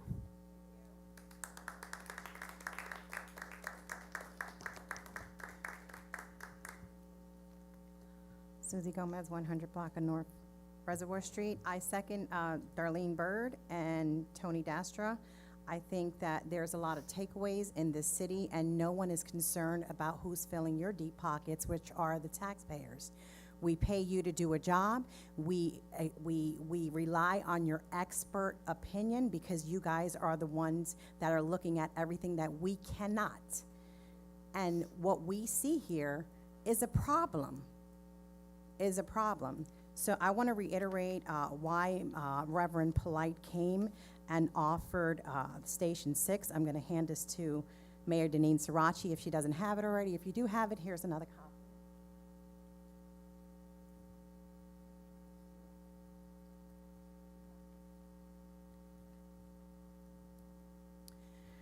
So you did mention to me several weeks ago that you would be willing to donate Station 6, and if we would find someone or anyone for this matter. I mean, real estate properties that are on our ground should be community-based.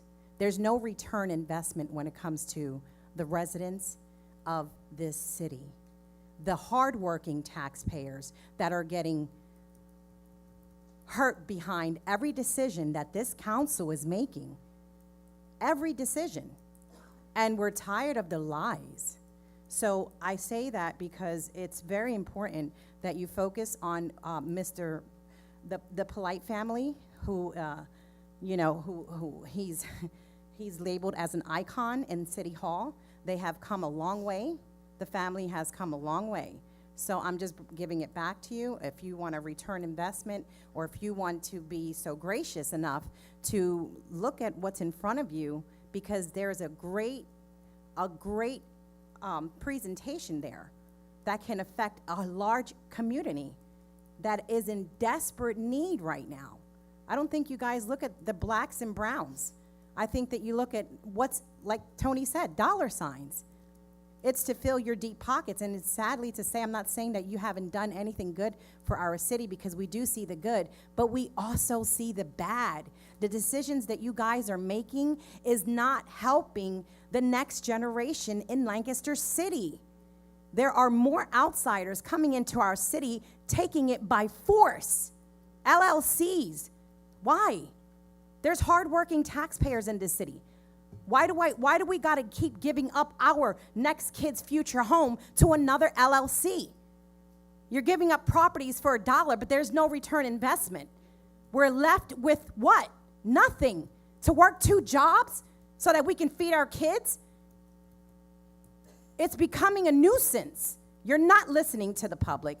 You don't go out to community engagement. Ms. Gomez, we've And reached it's 3 sad. minutes. Thank you. And it's not all true, because you do some good things. Let me express that. But there's a lot harm happening in this city when you have to see continuous deaths, continuous Ms. Gomez, issues. I appreciate your It's comments. not We've fun. reached It's 3 not fair. minutes. The light is not steady, and I appreciate if you respect my time. Thank you. Thank you. To be fair, I test this every time before the meeting to make sure that it's exactly 3 minutes. So, additional comments from the public? All right. I do have just one thing I want to say before a vote, and we'll call in any additional council comments. I just want to speak to why I support this bill. Couple of things that have been said tonight. It's not because I don't believe in transparency. In fact, I believe that deciding to utilize a realtor in the rare case that the city decides to sell public property would be much more public than an ad in a newspaper that is simply what is required of us right now. It's not because I believe that this will make us more money. It's not because I believe that we should go out and sell public property. But I do support it because I believe in giving flexibility and adding efficiency to government processes in the rare case when the city may want to sell public property, which I'll remind members of council that the last time this happened was in the previous administration. I believe we should have better options to do so and return properties to the tax rolls. Any additional comments before we call the vote?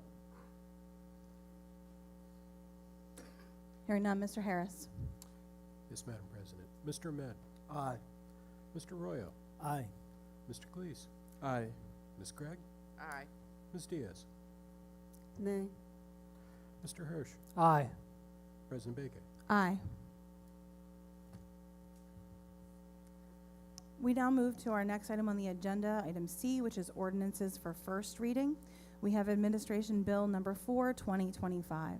Mr. Harris. An ordinance of the Lancaster City Council amending Chapter 155, Historic Districts of the Code of the City of Lancaster by revising the definition of building official and clarifying a building official's membership on the City of Lancaster Historical Architectural Review Board and Historical Commission, providing for the appointment of a building official or officials to the Historical Architectural Review Board and/or Commission by the Director of the Department of Community Planning and Economic Development, providing for the repeal of inconsistent ordinances, providing for the severability of the ordinance, and providing that the ordinance shall take effect in accordance with Pennsylvania law. Thank you for reading that, Mr. Harris. Director Dels, good evening. Thank you for joining us for this first read. Yes. Good evening, City Council. As a reminder, on May 5th, we discussed this particular bill, bill number 04-2025. That was at Council Committee meeting. The bill consists of minor amendments to the Historic District Ordinance, as you noted. As we talked about during the last conversation, the current ordinance states that one member of the Historical Commission and one member of the HARB must be the city building official.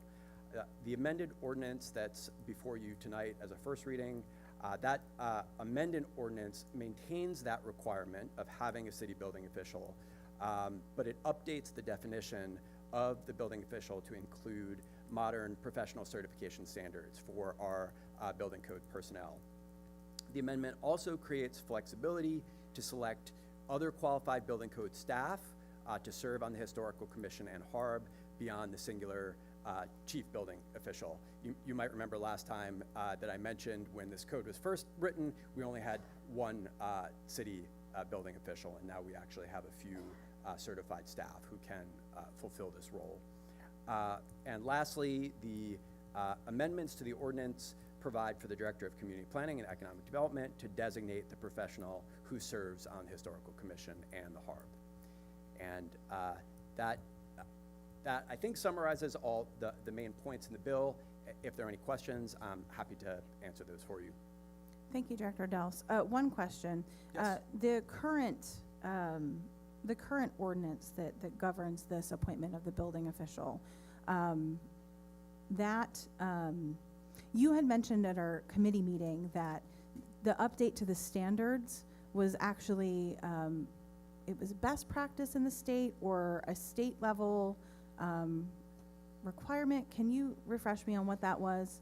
Certainly. The Pennsylvania Department of Labor and Industry has a set of certifications for building code officials, and we've essentially set this standard at what's referred to as certification number 15, which equates to a commercial building code official. There are a number of other certifications I had mentioned for electricity, plumbing, residential construction, et cetera. I think there's a total of about 21 of them altogether.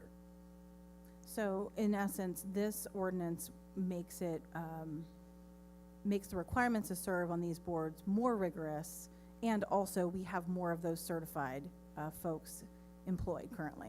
That's correct. Thank you. Any additional council comments for Director Delphs? Councilor Ahmed. Thank you, President Bacon, and thank you, Director Delphs. My only question is, it's great to hear that we have multiple people who are certified now. In the future, if there's only one person who's certified, and would the director still appoint somebody who wasn't certified, or would it still remain only those who are certified to serve? That's a great question. Thank you. In our case right now, we have 3 people on staff who could fulfill that role. If for some reason in the future we don't have anyone who has the proper certifications, we would have the power then to select somebody in a contractor capacity. We actually use third-party providers for some of our building inspections right now when we can't keep up with all of the capacity. I don't foresee that being the case in the future. We've made it a major priority to certify our building code professionals, but in the very unlikely case that that happens, we could designate somebody through contract. Thank you. And that concludes my questions, Council President. Thank you, Councilor Ahmed. Additional council comments on the first read? Comments in the from the public on the first read of the bill?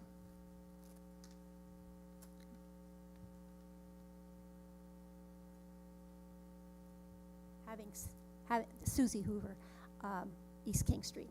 Having sat on the HARB board and following the Historic Commission and the HARB, the one thing that would be good, John Lefevre, who is no longer in that position, he was on both of those, the HARB and the Historic Commission.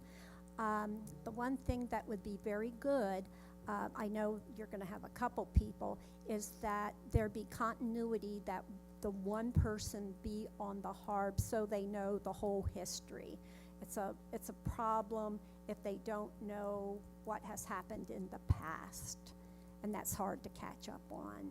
So I think I'm a little surprised because it used to come through council, this election, and I guess having council all involved on the selection so you all know the continuity, I think it would still be a little more comfortable with that policy. Thank you.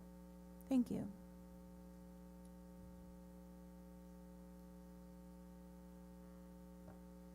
And I just wanted to say, I know that these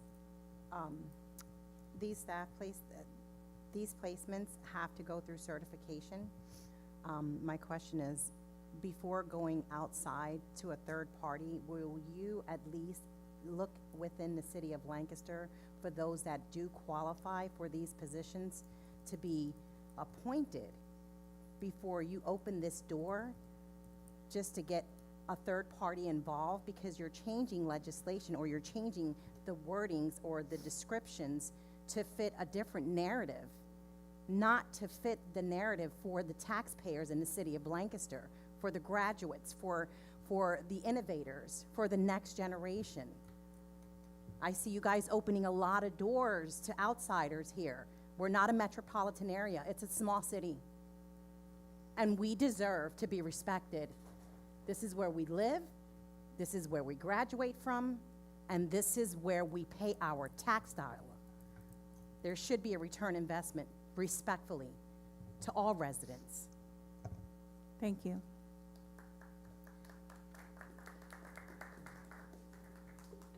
Are there any additional comments on the first read? Behind you, Director Delphs, I just want to make sure we get to the comments from the public.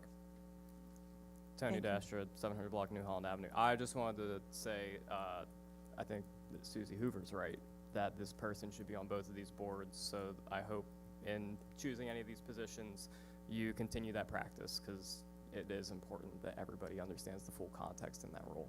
That's all I had. Thank you. Thank you.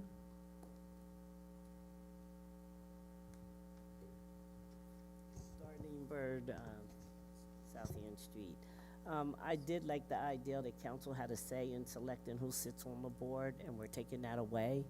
Again, we're taking from the residents that, the elected officials that the residents voted in to make these decisions, who's sitting on these boards.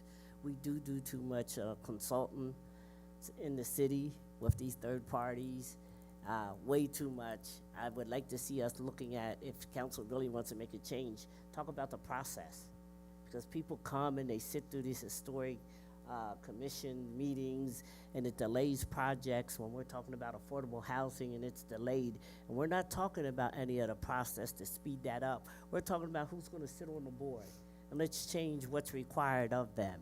And I think if council's really going to do something, let's really speak about the process. Thank you. Thank you.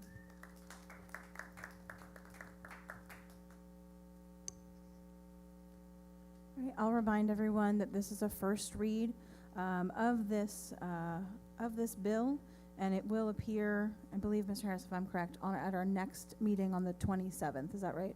That's correct. Thank you very much. Thank you, Director Delfs. Our next item on the agenda is item D, resolutions. We have resolution number 37, 2025. Mr. Harris, when you're ready.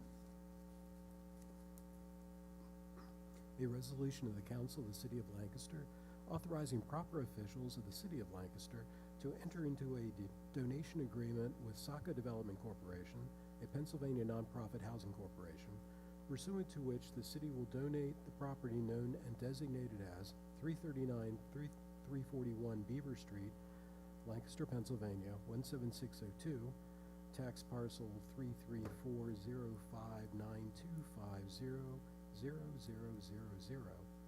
to Saca Development Corporation for development into owner-occupied affordable housing in accordance with the terms of said agreement, and to take such other and further actions as are necessary to accomplish the purposes and transactions contemplated by and set forth in the donation agreement. Motion to approve. Second. We have a motion and a second. Mayor Sirachi, anything additional on this resolution? Thank you, Council President. Just for the sake of the audience who was not, many of whom are not here at the committee meeting, I'll just briefly recap why this is before City Council. As you know, this property has had a long history. It started out to, it was going to be a community garden, and then the Community Action Partnership purchased the property, I believe from Mr. Charles Crystal, and with the intention of developing it into a park. It for various reasons, that did not move forward, and it seemed odd for the Community Action Partnership to develop a park that was going to be owned and maintained by the city. And so then through a process, it has now become the City of Lancaster's property. In 2000 and 2022, we were actively moving forward with park planning and fundraising. We had raised $25,000 through the generous support of Representative Smith Waddell, and had continued to do the park planning. By the end of 2023, we had run into 3 significant roadblocks. One is that the adjacent property owners in the back, their properties face Queen Street, declined the subdivision of properties that would address some of the concerns with the fencing, and it's kind of like an L shape, if you will, so that part of the property goes behind several of the houses on between Beaver and Prince Street. There is also concerns related to safety because there was not an exit. There's only one entrance and one exit to the park, and we had tried to work with residents on Queen Street to provide for a means of egress out onto the other side of the park. So that continued to be a stumbling block. And then finally was cost. So the cost of the property, the cost of developing this continued to increase. We had estimated at $250,000, and it grew to about $600,000. due to a variety of needs and circumstances that we were not fully aware of when we began this process. So we had some conversations with SACA and recognizing, and as you've heard tonight, the need for affordable housing in our community. SACA is doing a number of projects on Beaver Street. There was a house at the corner of Andrew and Beaver, I believe. Is that right? Yeah, Andrew and Beaver, that the whole back of it was gone, and they have since raised that property and are in the process of bringing their building permits and building land development plan to the city to construct new housing there. They are proposing to do the same here with this property, potentially adding 5 units of affordable housing, and the donation agreement stipulates what affordable housing means in terms of the percent median income, the terms on the length in which the affordable housing will be able to be maintained, and because SACA's mission is, SACA Development's mission is to provide affordable housing. This was contemplated as a reasonable opportunity to donate property for the community benefit of adding affordable units in a neighborhood in our city. And that is the background on why this is ahead before council tonight.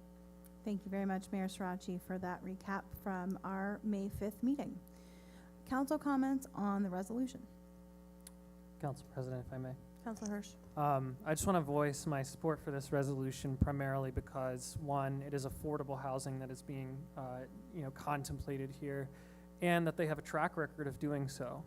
They've done this multiple times in the community. They've gotten it done, and I think that's really important too. So I support Resolution 37. Thank you, Councilor Hirsch. Additional council comments. Councilor Craig. I just wanted to make sure that there, in the sale, there would be stipulation for SACA to develop affordable housing rather than something else. Yes, so there is a deed restriction that is included as an exhibit that outlines.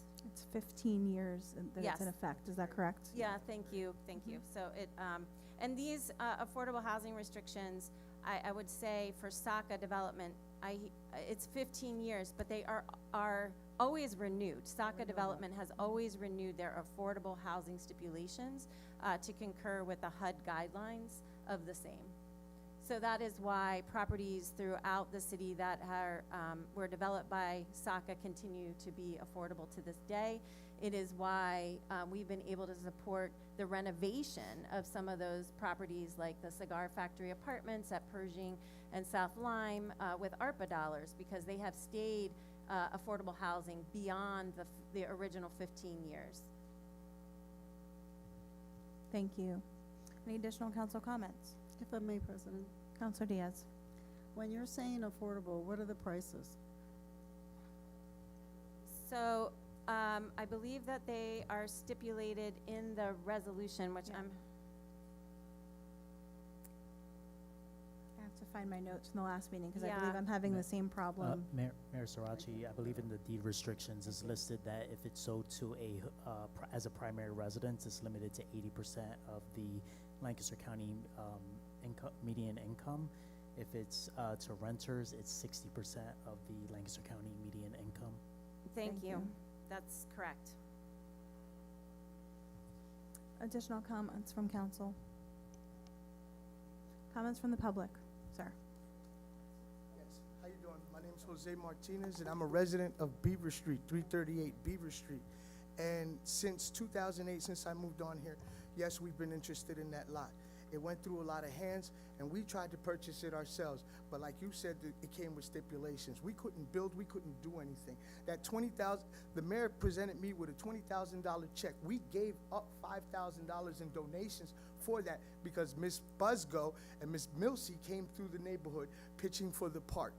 We never got anything. We can't do anything. But now you want to give the property that you said was contaminated with all this stuff that we can't do anything as residents who tried to purchase this property. But Saka can. You talk about affordable housing. When I sat with Milsey and the people from the housing department, they said there is no such thing as affordable housing. Saka's running around here buying houses for $40,000 and selling it for $150,000 to $190,000. That's not affordable. It's affordable to who? Visitors from outside, people who want to buy the property so they could turn around and rent it for $1,800 a month or $1,900 a month. There's a house on on Rockland Street right now, 629. If anyone was to go into that property through Section 8, it's $2,500 a month. Why? Because they put a couple marble tiles on the floor? We were promised a park. I did everything that I was supposed to through the leadership program in bringing my community together. I sat there, I draw them. Twice we came up with conclusions for a park. But what do we get told? That the EPA said the ground is contaminated. You can't have it. I've been called a rat. I've been called a snitch. I've worked with Officer Greger because we had a fluctuation of immigrants who came into our town who don't know nothing but to hang out and do dumb things, and they ruined it park. I called every day. I called every day for them, for Officer Greger and everyone. And what do Milsey and them tells me? Well, due to the fact that these people are in that park and there's so much crime, now you can't have it. I'm doing what you asked me to do, protect the park. I did everything that they asked. I still have the lock and key to that park. I open it at dusk and I close it at dawn so the neighborhood kids can go in there and still play. Right now, the grass ain't even cut because there's no budget money for the guys who take care of the grounds to cut it. I talked to Park and Recreation. Park and Recreation hasn't been paid, hasn't had no money in their pockets in a long time. There's garbage spilling over. We take care of that lot. I cut that lot with my lawnmower, with my gas. I take care of the street. And where's our promise? Where's our promise of a park? Why did you make me gather everyone together for a park just to snatch it away from them and tell them they can't have it? But Saka can have it? So Saka could put money in his pocket? We got kids who are running in the streets, playing in the streets. 325 Beaver Street has an aggressive pedophile who lives there. I would like the kids not to play in front of his house. I would like for the kids not to play in front of his house. We have old adults here who come from other countries who can't take their grandkids anywhere because their parents are working to pay back the money that they used out here. Mr. Martinez, thank you. We've reached 3 minutes. I appreciate your comments. Good evening. Good evening, Council. Jessica Lopez, Lancaster City. And what was your name, sir? I'm going to second his cause. Let me remind y'all that, yeah, where Saka does refurbish these houses, sell them, we can't get no equity off those houses. There's no real growth when somebody moves into that house. They have to sell it at the price in which they bought it. It's a lot of limitations for the people that move there. There's no real growth for that person to develop past them living in those properties. So where it would be, you know, great to keep doing this same thing, wouldn't it be more beautiful to give it to the person that actually been handling this situation for the last however long? 15 years. And we all know what it looks like when we drive down Beaver Street. Them kids is everywhere. They do need a park. It doesn't make any sense that he's standing here begging you for something that he's been cleaning up and he's been putting his time and effort in. And that's one thing this city gets a lot is free labor. Like, our community puts in a lot of volunteer work, a lot of time. We show up here Tuesday after Tuesdays, hours after hours. Like, we don't have our own lives and we're not paying $1,800 a month for rent while he's free cleaning this parking lot. If you can clean it up and it can be feasible for Saka to take over, why wouldn't you give it to him? If you're gonna donate it to anybody, you're giving it away anyway, give it to the man that's been doing the job.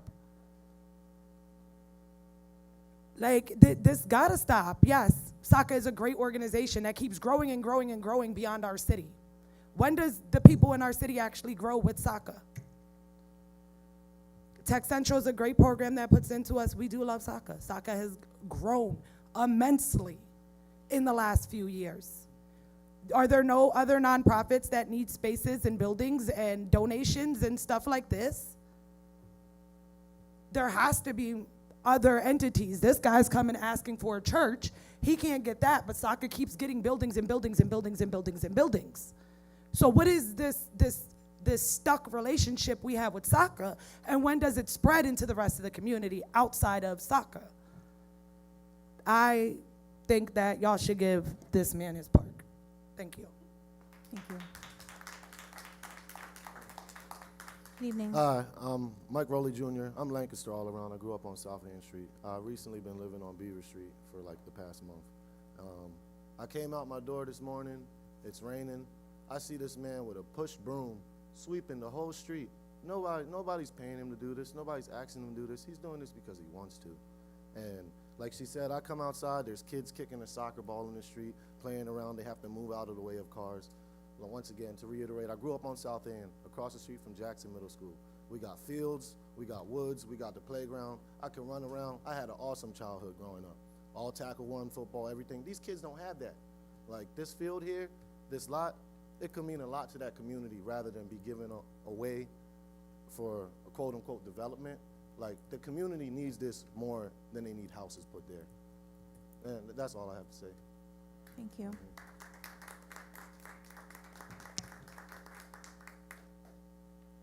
Good evening. Sardine Bird, 200 block Van Street.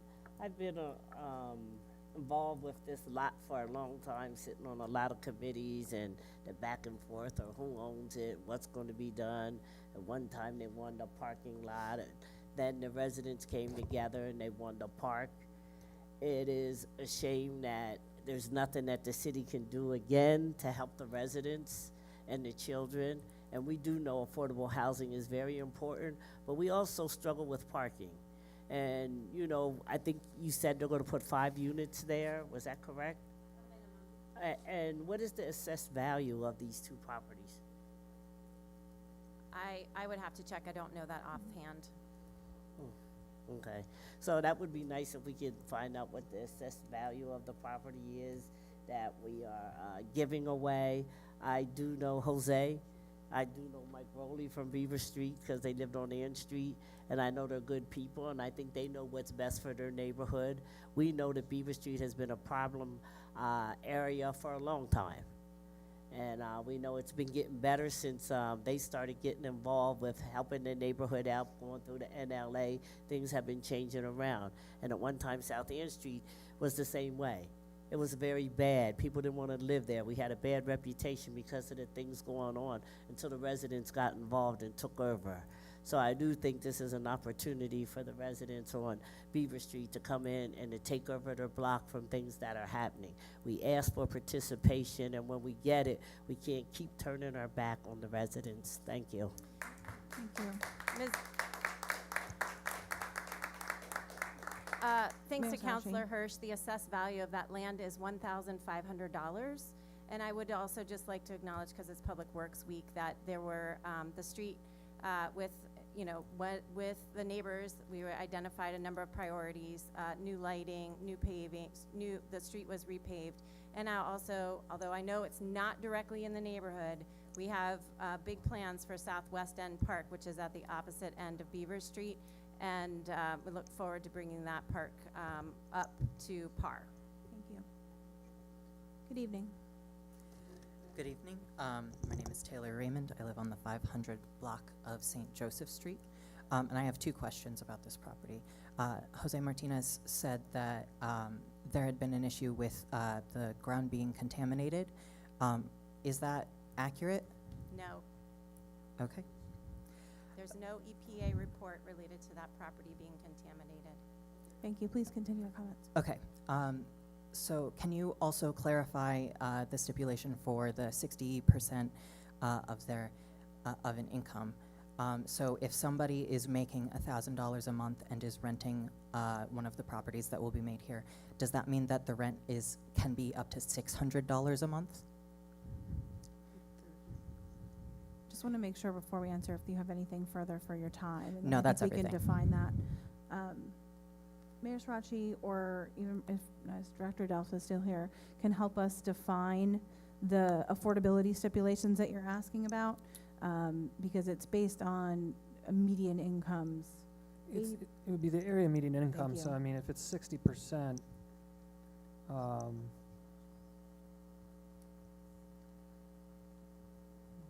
look at the deed here.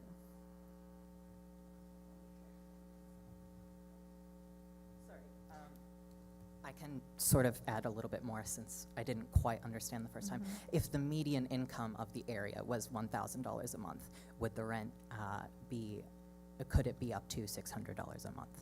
Yeah, that's a good way to look at it. Okay. I'm going to read directly from the resolution here. Thank you. Sold to an owner, so these are the two stipulations. Number one, sold to an owner-occupier whose annual family income is at or below 80% of the Lancaster County area median income at time of sale. Or, number two, rented to a tenant whose annual family income is at or below 60% of the Lancaster County area median income. I read that as not to say that the rent itself is capped, but that it is more so for a low-income individual, if that makes sense. Yes. Yeah, let's Dr. call in an Delves, thank expert you. here. Thank you, Councilor Hirsch. That was generally correct. I just wanted to try to give a little more detail here. Unfortunately, this isn't the easiest answer, but for most of our affordable housing programs, we use definitions that are set by the U.S. Department of Housing and Urban Development. HUD establishes these levels by metro statistical area. In most cities, that is the metro area. In Lancaster County, in Lancaster, it is actually Lancaster County is the metro statistical area. And the area median income is actually varies according to household size. So for example, I just had to call up the table here online specifically for the Lancaster metro statistical area. And these all vary according to number of people in the household. But for example, a 4-person household at 60% limit would be a $63,000 household ceiling for a 4-person household. And then the rent is calculated based on that ceiling. The concept being that HUD is trying to set it at a level where a household is not spending over 30% of its gross income on rent. Thank you, Director Dolphs. You're welcome. Good evening. Hi, Lauren Slesser, first block of Coral Street. I just had a follow-up question to Mr. Delphs.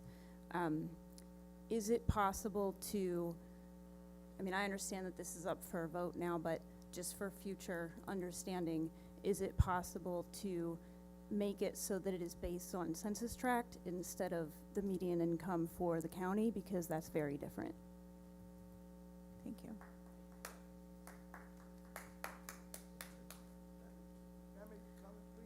Mr. Martinez, I apologize, but you have used your 3 minutes for this Okay, item. I just want to address what the mayor said and what he asked about the contaminated ground. The mayor said no. When they broke the ground in front of me, I was there. They pulled out car parts, they pulled out oil tanks and gas tanks from the ground. Mr. Martinez, I appreciate your comments, The gentleman themselves said yes. the ground was contaminated. Thank you. Tony Dastra, 700 block of New Holland Avenue. So, just for the sake of process, I think I just want to acknowledge that this transfer of property makes sense because it's assessed at so little value, which is permitted. But I feel this, man. Like, when you put that sweat equity into trying to make your neighborhood a community, it hurts. I often hear about how we get 7 different bites at the apple here, but no one tells you that the seeds in an apple contain arsenic, and when you bite the whole way down to the core, you get a tummy ache. So, while I appreciate that we are adding housing, or at least the plan is to add housing, it seems like we could have gone further in some of these deed restrictions. I mean, it actually seems like this. I looked at the property lines briefly back there. It is wonky. It is way wonky. But, Planning Commission recently had a proposal. I don't think it was in line with this concept. That's a different conversation. But a pocket neighborhood where you build these smaller units, but you still provide a central location for community gardens or common space. So in addition to the restriction on affordable housing, it would have been nice to see restrictions on the type of housing being built as well. When I see a resident get so frustrated, somebody who is so willing to go through all the education, all the process, all the learning, and look, we're never all going to agree on subjects. We know this. I mean, sometimes you and I are all in agreement. Other times, obviously, I have something to say. But it hurts. Like, it hurts people to their core. So I just look at the situation as honestly a tragedy for the process of building public trust. I think that Ms. Lopez made some solid comments about organizations. We love them. We love the work they do, but sometimes it doesn't feel like the whole city's moving along with them. And man, it just, I don't know how else to say it, but when I see someone come up here and talk about the blood, sweat, and tears they've been putting into their neighborhood, I feel that. And I'm sorry to the gentleman here tonight who's very distressed. Thank you.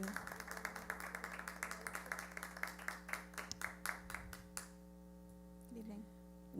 And I just want to piggyback on what they're saying, to see a resident so involved and go through the channels and just prove himself to you, Mayor, and you hand hit a check and give him hope and take it back.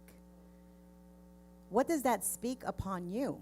You didn't do it because it wasn't profitable. The city is not spending money on this ground that is limited in square footage. A ground that is easily being taken care of by the community workers. What expenditures are you talking about? Make it make sense to the children, to the gentleman back there that basically gave blood, sweat, and tears. You took them through a loop and then you wing them back in. How do you do that?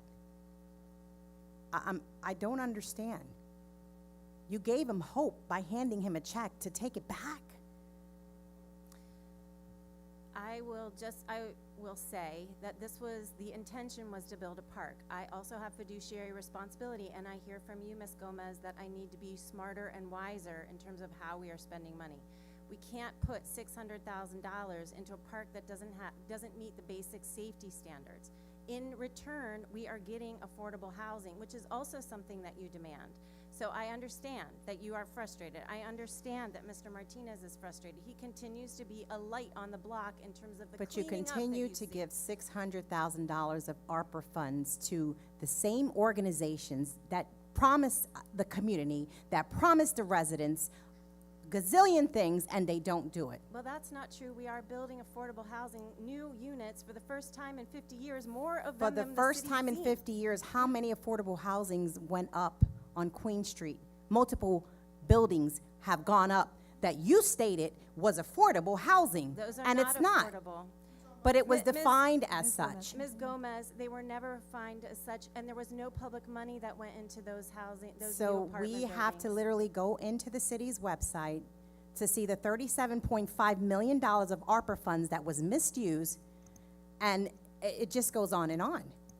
All It of just goes that on and money on. was- Like, you even stated another false comment. I'll get my minutes. Thank at you, the Ms. end. Gomez. I would just like to echo the mayor's comments, and I appreciate the neighbors who have championed turning this lot into a park. I think that really good things happen when neighbors work together, and it's rare.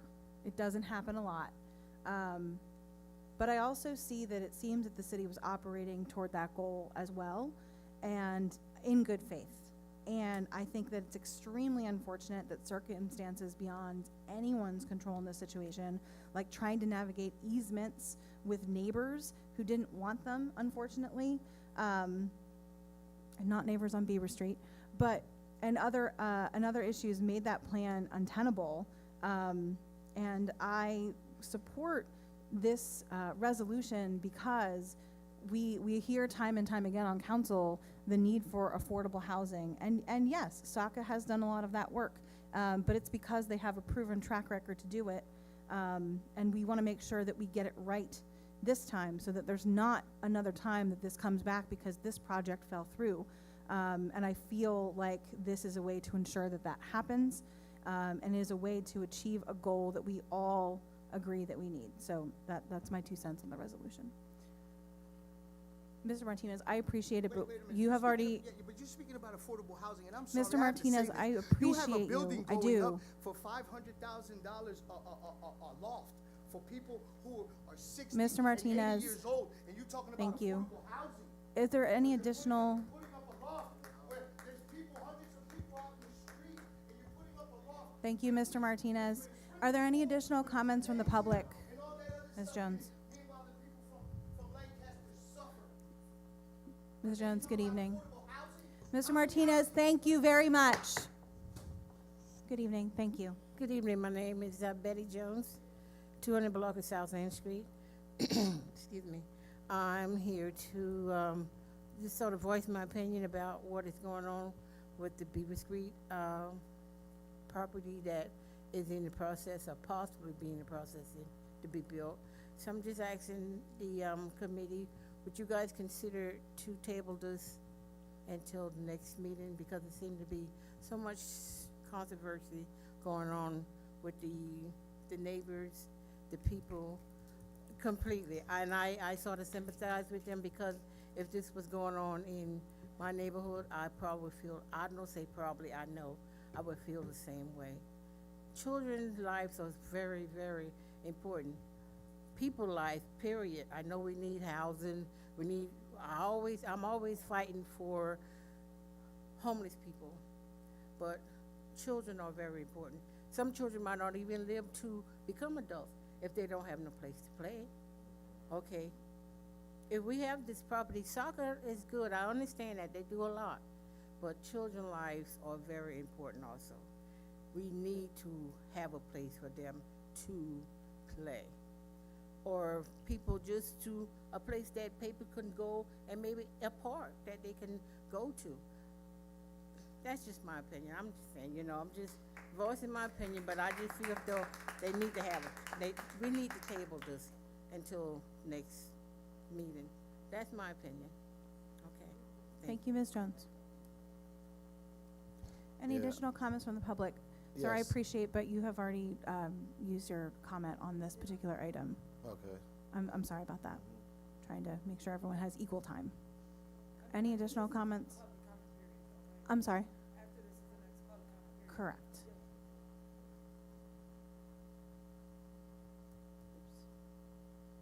Ms. River, are you wishing to give comment on this resolution? Yes, please. Now is the time. Okay, thank you. Susie Thank you. Hoover, East King. I just wondered, with this building going to SACA, and it's using a piece of property, wouldn't it have to go through Planning Commission, as all new building projects have to go, and maybe zoning and parking and all those good things that could actually not be a good thing, that would not be approved or recommended? My assumption is that any building project would go through the Yes. land development and This planning is- project. A land they- development, the whole 9 yards, They yep. cannot move forward with land development if they don't have the property. And so for them to begin the process of designing and bringing a property through land development, this is the first step. Right, and so what happens if things don't work out? Then what happens? I don't know what happens if things don't work out. What I know is that that this is a complicated site for development. It's in a very tight neighborhood, like all of our neighborhoods.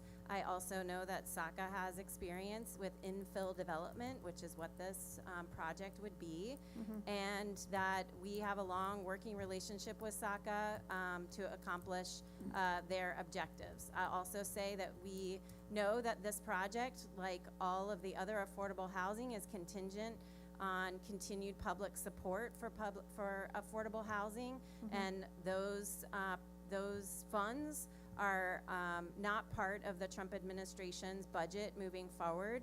I do appreciate that in the governor's proposal, he is including an increase in LIHTC credits. We do utilize public funds to the extent that we get them in the city, but what public money we get is insufficient to meet the need, and SACA has continued to work to assemble the capital stack that's necessary. That includes public financing to build homes and put people in them. Thank you. Any additional comments from the public on the resolution?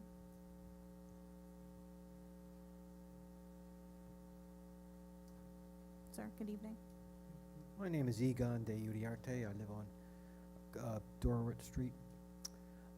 My impression of how these policies go down is that the solutions are imposed from the top down, and that gives certain people a complete advantage in the way that the things operate. And so people who come to these meetings and who have ideas themselves but are not in that same position of hierarchy, they can offer good ideas, but they don't fit your top-down solutions, because your top-down solutions are woven in between yourselves with all your expertise. Admittedly, you have expertise, but you're still working from up here, pushing down. That's my opinion. Thank you. Any additional comment on the resolution? If I may, President, Councilor Diaz. I would love to have the opportunity to table this and have the community come and speak, maybe from Beaver Street, and speak, with the mayor, whether it's having a meeting with neighborhood engagement, and also possibly having SACA. If they're planning to build, they should have at least some type of sketch, something that's going to show that they're going to be able to build, at least to present that to the community. That's what my proposal is. Thank you, Councilor Diaz. I want to clarify if you're making a motion at this time. Yes, ma'am. There's a motion on the table to table the resolution. I have a question first. Councilor Craig, your question. Okay. Have we exhausted all the possibilities as far as safety in the park? I believe that we have, with the present landowners, to the rear of the parcel, and they're, for a variety of reasons, the inability to provide safe egress. So we have spent, at least 18 months trying to work through this to come to some resolution in which we would be able to implement a park in that particular spot. I will also just say that, the conversation is, and I appreciate Councilor Diaz's motion to table. What I will say is that overwhelmingly, in the course of our comprehensive plan, in which we talked to 14,000 people across the city, housing was the #1 priority. It came through loud and clear. It is why council put $10 million into using ARPA funds to invest in affordable housing. It is why we have spent more than $3.5 million last year and have renovated more than 200 properties, Chris? 200 properties south of King related to critical repair and lead remediation. We know that we need housing. I believe that council has been solidly behind the administration in the work that we have been doing to support affordable housing. And I also understand that this is it's a narrow one-way street in between two major thoroughfares. Culleton Park and South End Park are nearish by, but you have to cross Prince Street to get there. I understand. I am trying to get to a outcome that is meeting another need in this neighborhood, which is for affordable housing. Council President, if I may. Counselor Ahmed. This is a quick question. I know that it was quoted that the land development cost to build the park would be around 600,000. Is that current, or, I mean, that could also rise with increased costs? If the administration has a ballpark figure of what, I know this is a very challenging piece of land.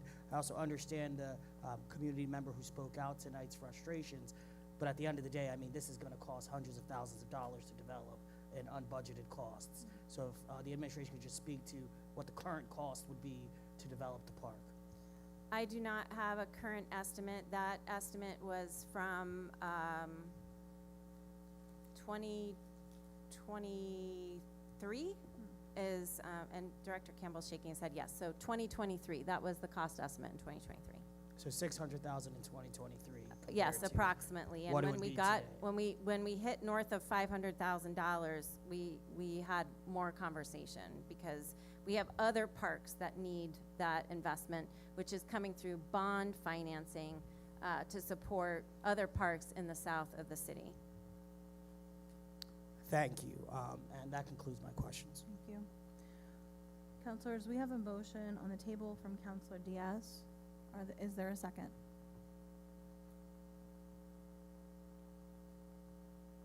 Hearing none, that motion fails. Are there any additional comments from the public on Resolution 37? Hearing none, Mr. Harris. Mr. Ahmed. Aye. Mr. Royo. Aye. Mr. Cleese. Aye. Ms. Craig. Aye. Ms. Diaz. Aye. Mr. Hirsch. Aye. And President Bege. Aye. All right, we have reached the end of our legislative agenda this evening. The next item on our agenda is the second public comment period.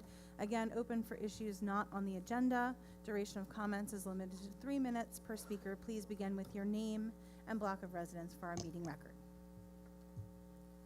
All right, Mike Rowley Jr., Beaver Street. This next point of mine, it kind of touches on the whole city. The condition of the roads.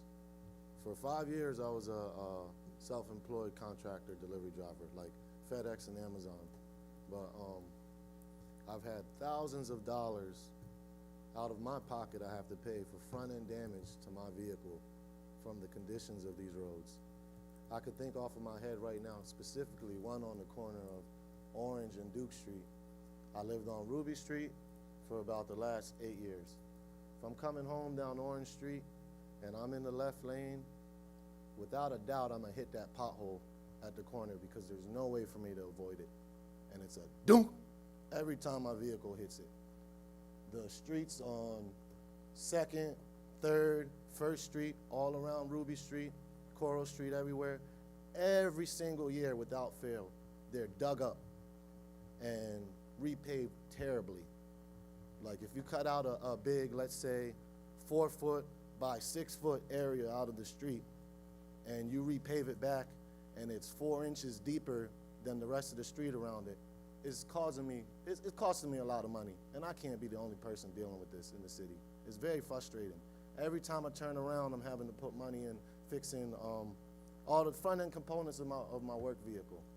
And on top of the higher cost of living and everything else we have to deal with, it's just like, where are our tax dollars going, and why are the roads like this? Thank you. All right, thank you. Mm-hmm. I'd love to talk to you about UGI after this meeting. Me too, as someone who lives on the Southwest currently. Good evening. Good evening, Jessica Lopez, Lancaster City, and I'm sad that we're handing out plaques and patting cops on the back that continually violate, assault, and abuse Black and brown children. They fail to de-escalate incident after incident and cost this city lawsuit after lawsuit, but I really hate that we as a community just clap at whatever sounds good and are honest enough with ourselves to admit that there's no way that these practices are best.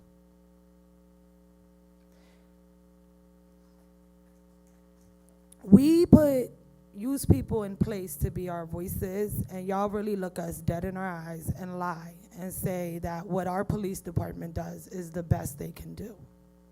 It's not the best they can do. We watch the videos. They can definitely do better. There has to be better practices. To stand here and be like, these practices are best as we watch them engage conversation with adults and then flip them around and dump them on their heads as we watch them engage conversations with children that end up in physical restraints with police officers sitting on their backs, as we continually watch them slam women into cars and repeatedly do this stuff in the Black and brown community, we cannot say that these practices are best. You can hand them a plaque, you can claim accreditation. We do not have the best practices.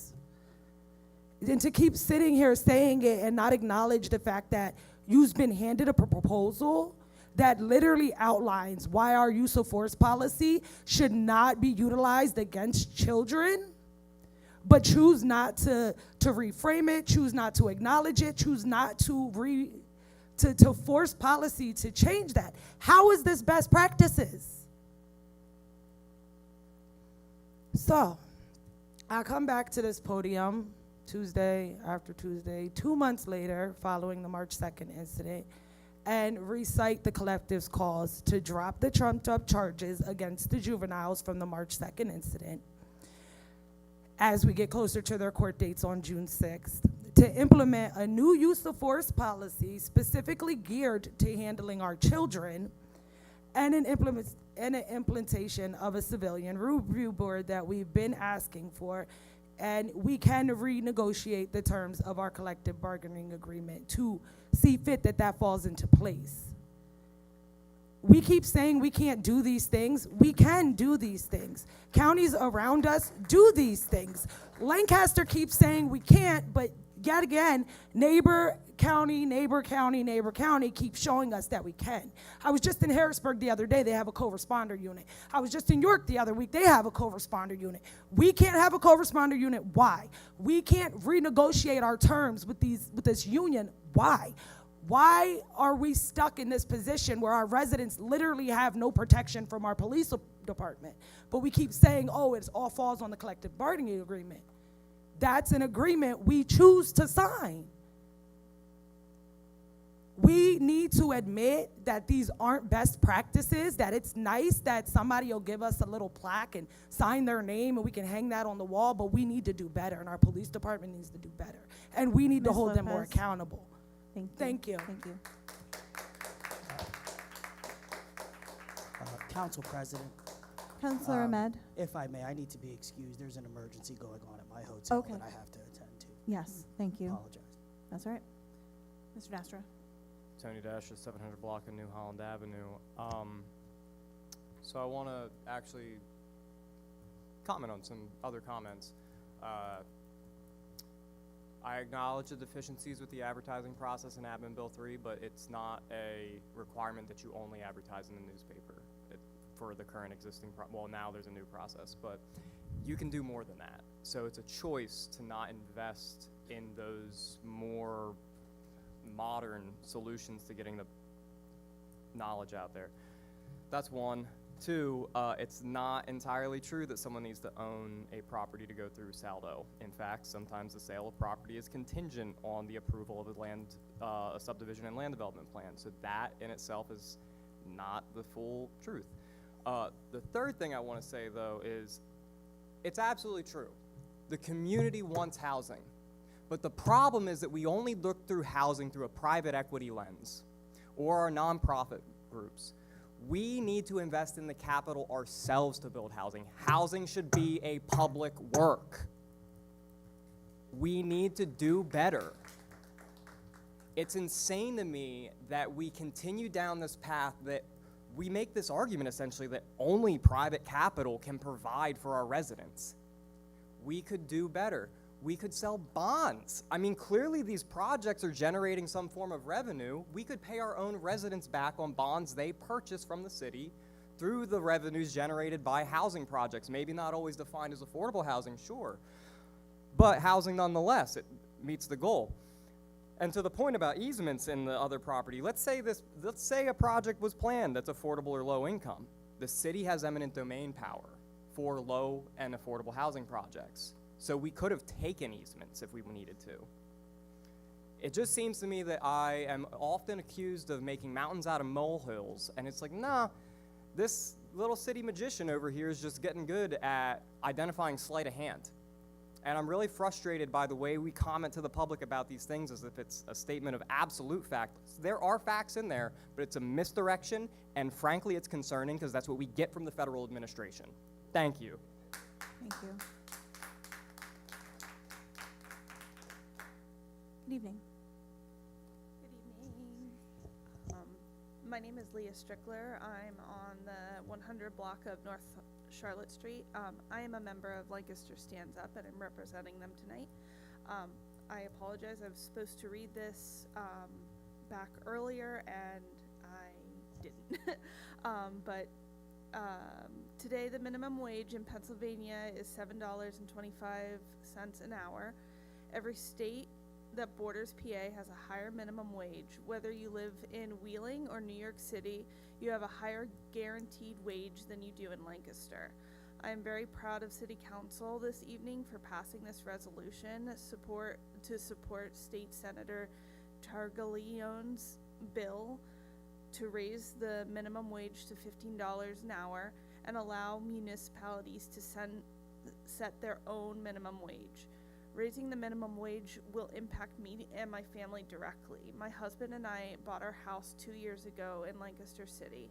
We have lived and loved this city for over a decade, and it was always our dream to build a life and family here. By raising the minimum wage, my family will have more financial stability.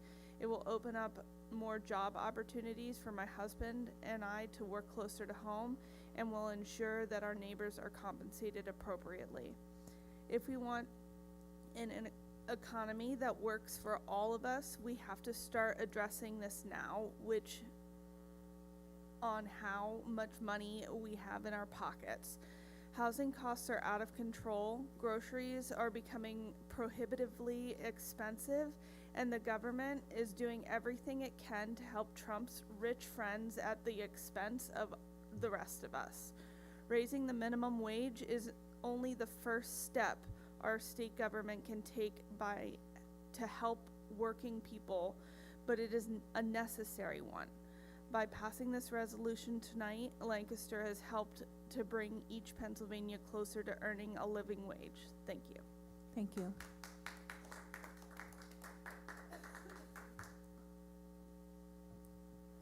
Starting Bird, Ann Street. We keep talking about affordable housing. I want to know, we have 4 council members that are looking for a re-election. Have you looked into rent control? What have you found out about it? Is there good things about it? Is there bad things about it? You have 7 months yet. We shouldn't have to wait till January to find out what you're going to do about it. So I want to know if council would look into rent control. What does that mean? Is it good? Is it bad? I'm not standing up here supporting it. I'm standing up here asking you to do your job, not to wait till the next election. You say affordable housing, but there's steps that you can take now to really address affordable housing if you want to. One of them is the process that we use to even build houses. You know, we don't even look at that, and we need to look at that because it takes too long to go through the process to build houses. It shouldn't take that long. And if we're not willing to look at that, we can't just say, well, here's a free lot over here. Oh, well, you can put affordable housing. One thing we keep saying is all about neighborhoods, and neighborhoods matter. But I come to city council and I see neighborhoods get up here and speak over and over again about what's best for them. And I see this council turn their face and vote totally against them because they say they're doing what's best for the city. Well, what's best for the city is the residents. And it's time that you represent the residents and start really talking about what else can you do besides what's being presented to you as a solution. I think residents have solutions, and I know for a fact because South Ann Street started in 1989, and we continue to come to council after mayor with no solutions how to turn our neighborhood around. Now we're dealing with gentrification because the neighbors made the area so nice and so that more people want to live there, that we're dealing with gentrification. But to sit here and keep crying you want affordable housing, and this is our only solution, to sit here and offer us a lot that 39 and 40 and on Beaver Street that is so awkward and say, I'm putting your affordable housings here. I heard council say over and over again, it's not just in the city, but how comes all affordable housing's in the southeast? We did all these buildings, and we say they were not, they were private, but we could have required that they included some affordable housing. So stop coming up here and telling us your goal is affordable housing when you're not taking any steps or doing anything to change that. Now, you're going to be sitting there, at least 4 of you, for another 7 months. We need to see what you're going to do. We need you to start taking action and doing it right now. Thank you. Thank you. Any additional comments for this period?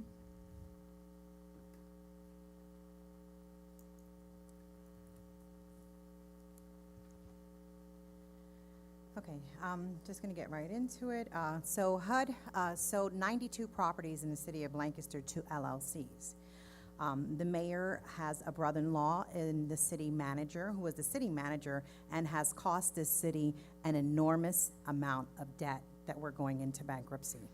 Many properties are being conveyed, transferred for $1. We have a long list of issues like Mr. Arroyo. I asked you if you recused yourself from the ARPA funds, and I believe One United reported that Jamie Partners with Purpose are part of the city's ARPA review committee, and if not partners with Purpose, it is you. Let me rephrase that, okay? So Jamie Arroyo, I asked him if he recused himself from the ARPA funds, and it states that he did not. He was involved in the review committee. $5 million, I believe, for each solicitation being made under the ARPA funds, the city will establish a review committee for individuals, and it's not a relative, it's not a conflict of interest, and you should have not had any decisions or been on board in that committee when it came to the ARPA funds, so you did lie. Why?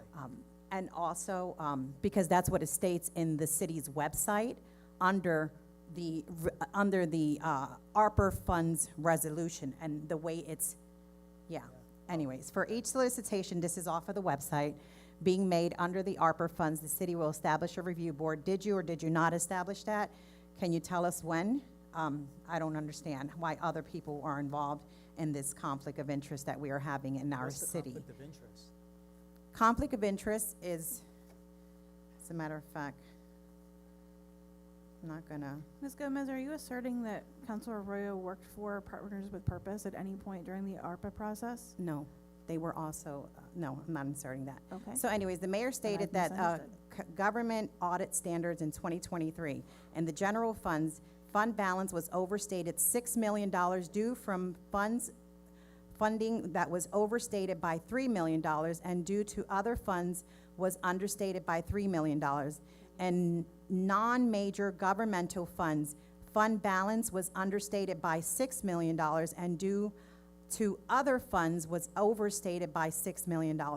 And year-to-date activity was not properly recorded in 2 of the city's cash accounts, which caused the following: understatement of cash by $405,599, the understatement of interest income of $1.9 million, $84,086, and understatement of interest expense of $2.3 million and $2.3,089,685.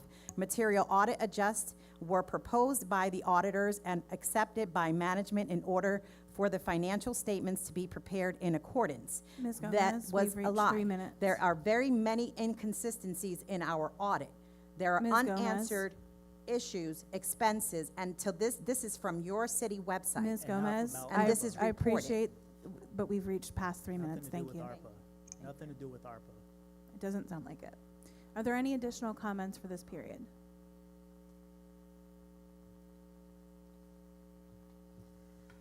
Taylor Raymond, 500 block of St. Joseph Street.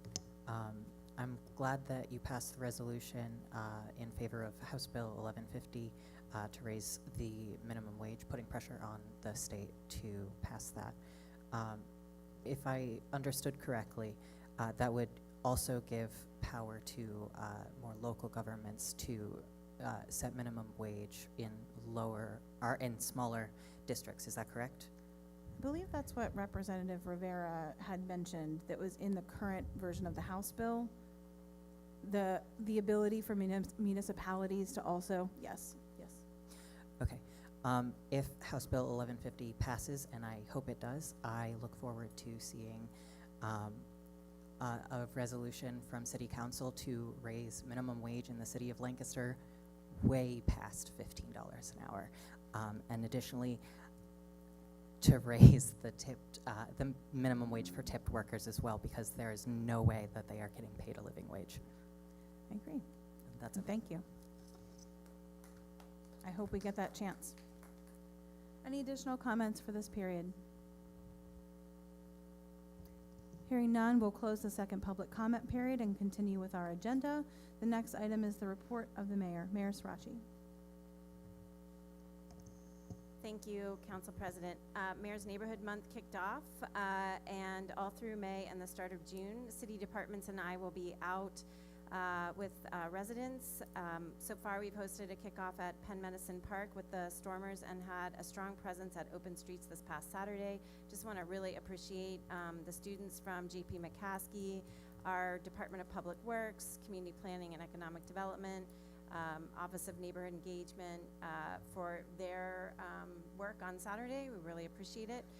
Coming up is the African American Cultural Alliance Fair and Parade starting on May 28th, and SOE's Peace in the Streets Block Party on June the 14th, and a full schedule of events is available on our website, and I hope to see many of you there.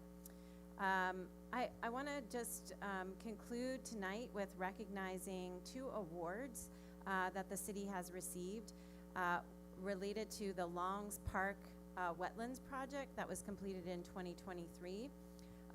We won the Chesapeake Stormwater Network's BUBBA Award, which stands for Best Urban BMP in the Bay Award, BMP meaning Best Management Practice.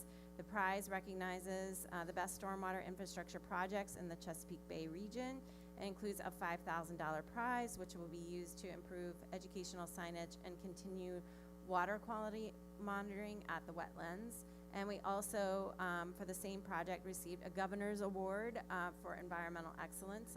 These 2 great honors recognize the work that is happening to capture and clean 16 million gallons of stormwater a year, reducing our pollutants that go into the Little Conestoga Creek and eventually in the Chesapeake Bay.